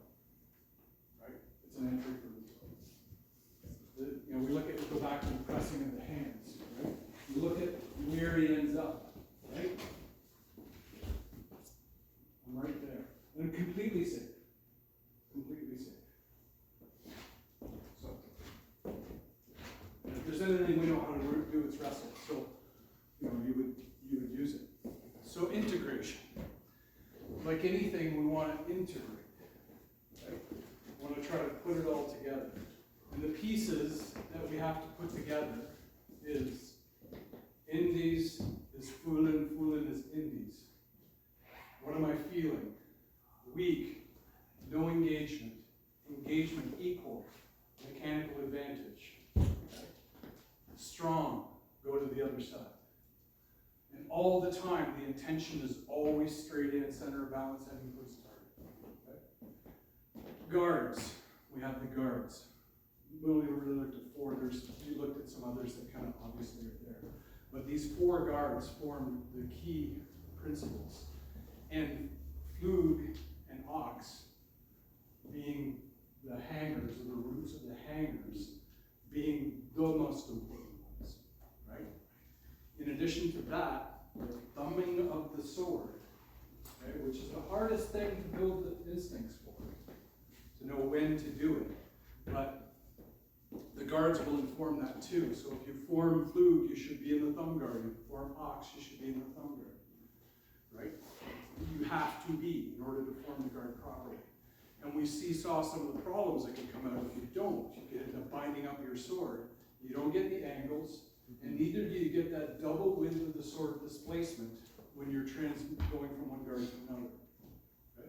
Now this is one of the issues with some of the feathers that are coming out now. They're very narrow, right? And they don't displace much when the sword turns. So it creates problems with the fencing because they don't do what a sword does. Would that make you, to get the same effect, have to express? It'll force you to wide space, Yeah. right? To get the displacement you need to be safe, you'll be forced to wide space. You're covered with it. And fundamentally where that drops in is it puts you at risk to changing through, right? That somebody just drops off your sword and goes to the other side underneath, right? But there's not that many people in the community that have developed to that point of sophistication, right? That they understand the fundamental limitations of that weapon and using it, how you have to change things to use it properly. And people that have only ever fenced with feathers aren't getting it, right? They make great fencers, sport fencers with feathers, and there's nothing wrong with that. There's a whole community of people that's what they love to do. And do it, because all of them, right, are on the same path as us and have to be respected. There's some excellent fencers out there. But some of them have never trained with anything other than a feather. So they don't really know the principles of what a sword really works and how it works. And the advantages of it. And which is why when I got a feather, I got a feather sword that has a sword-like blade. And it just has the shield on it, just so that my fingers don't get snapped so much. Right? And the other thing is a ring on the blade, on the guard will do the same thing. Right? So, where I wanted to get to, if there's one thing you take away from today, it's thumb, right?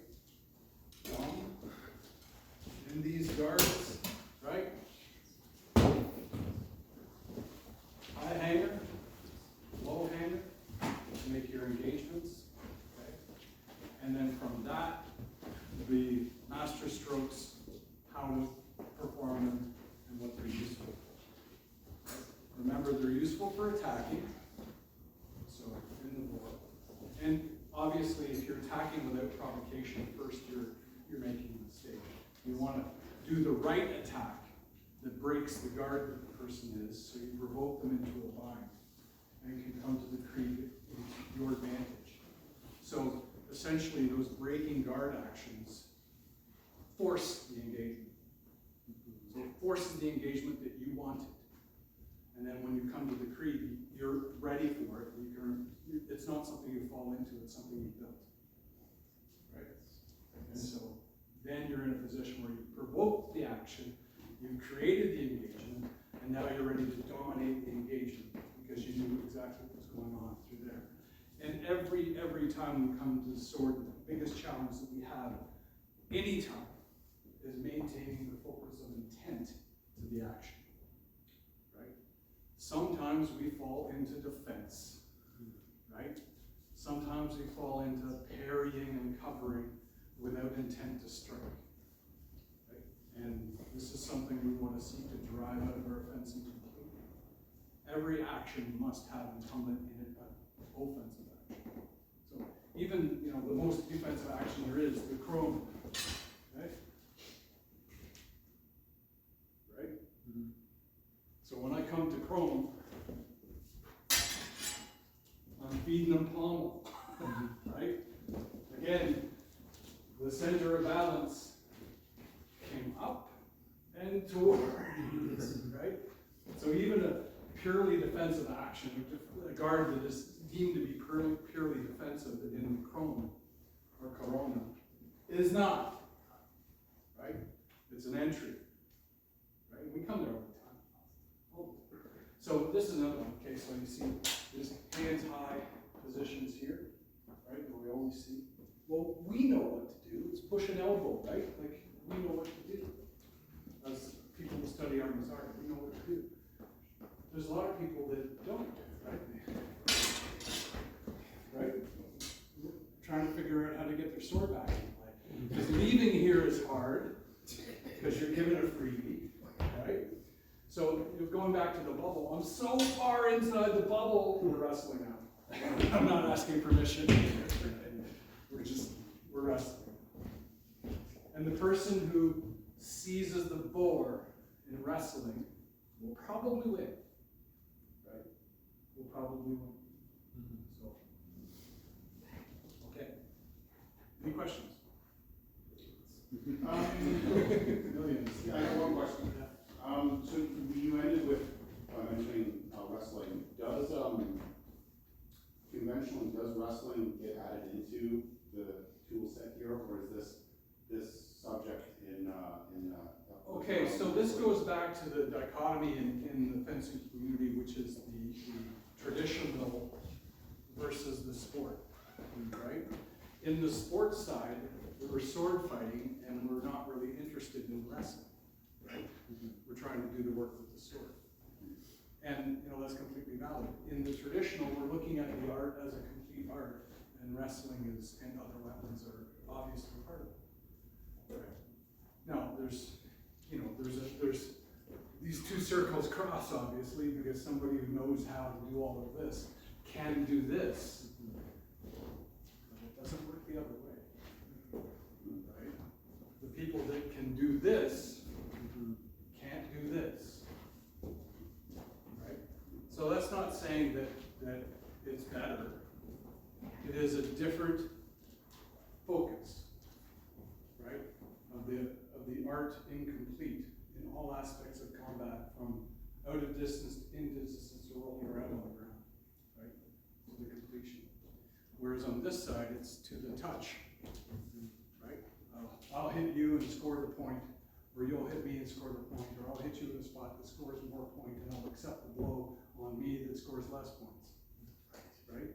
So this is game, right? This is work, right? Right? This is achieving understanding of combat in general, right? Because the things, if you're traditional martial arts, it doesn't matter how you approach it, you're going to be capable in a combat situation, regardless of whether it's with a sword or charity or a ham, right? Over here, the tools are completely specialized, right? Specializations for insects.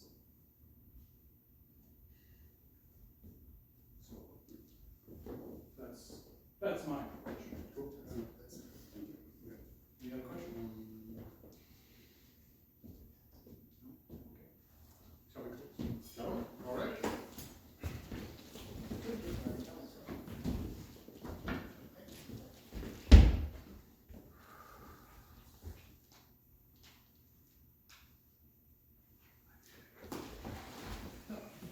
All right.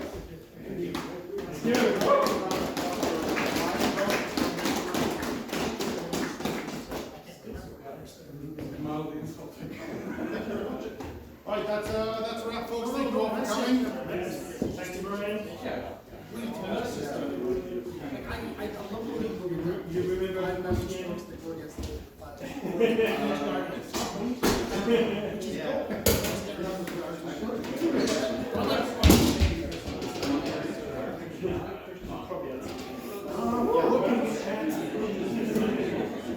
Really? That's pretty funny, guys. Wasn't there? All those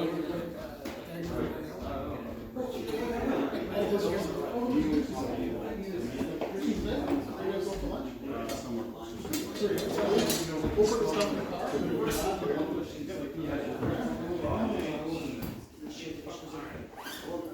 That's what stopped you from talking.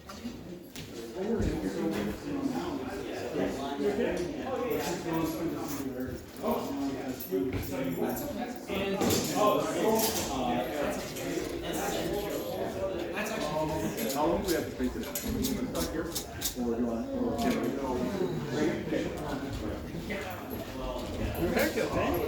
Yeah. Something new. There's an 80s vibe about it.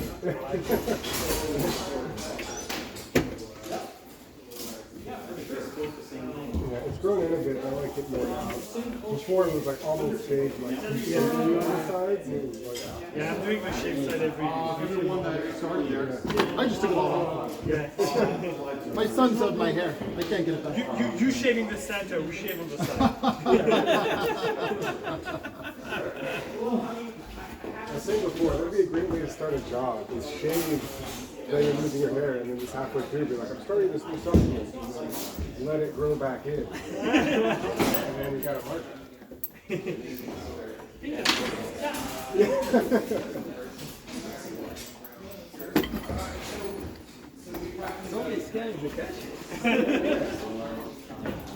Scammer, good business.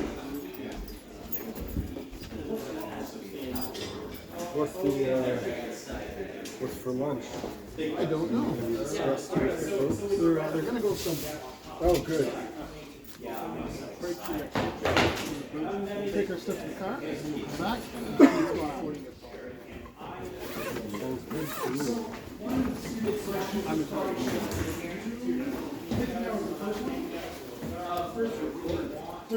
me.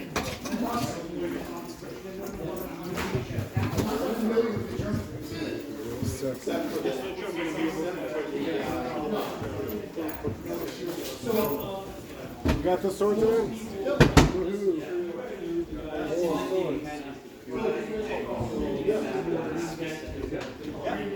swords.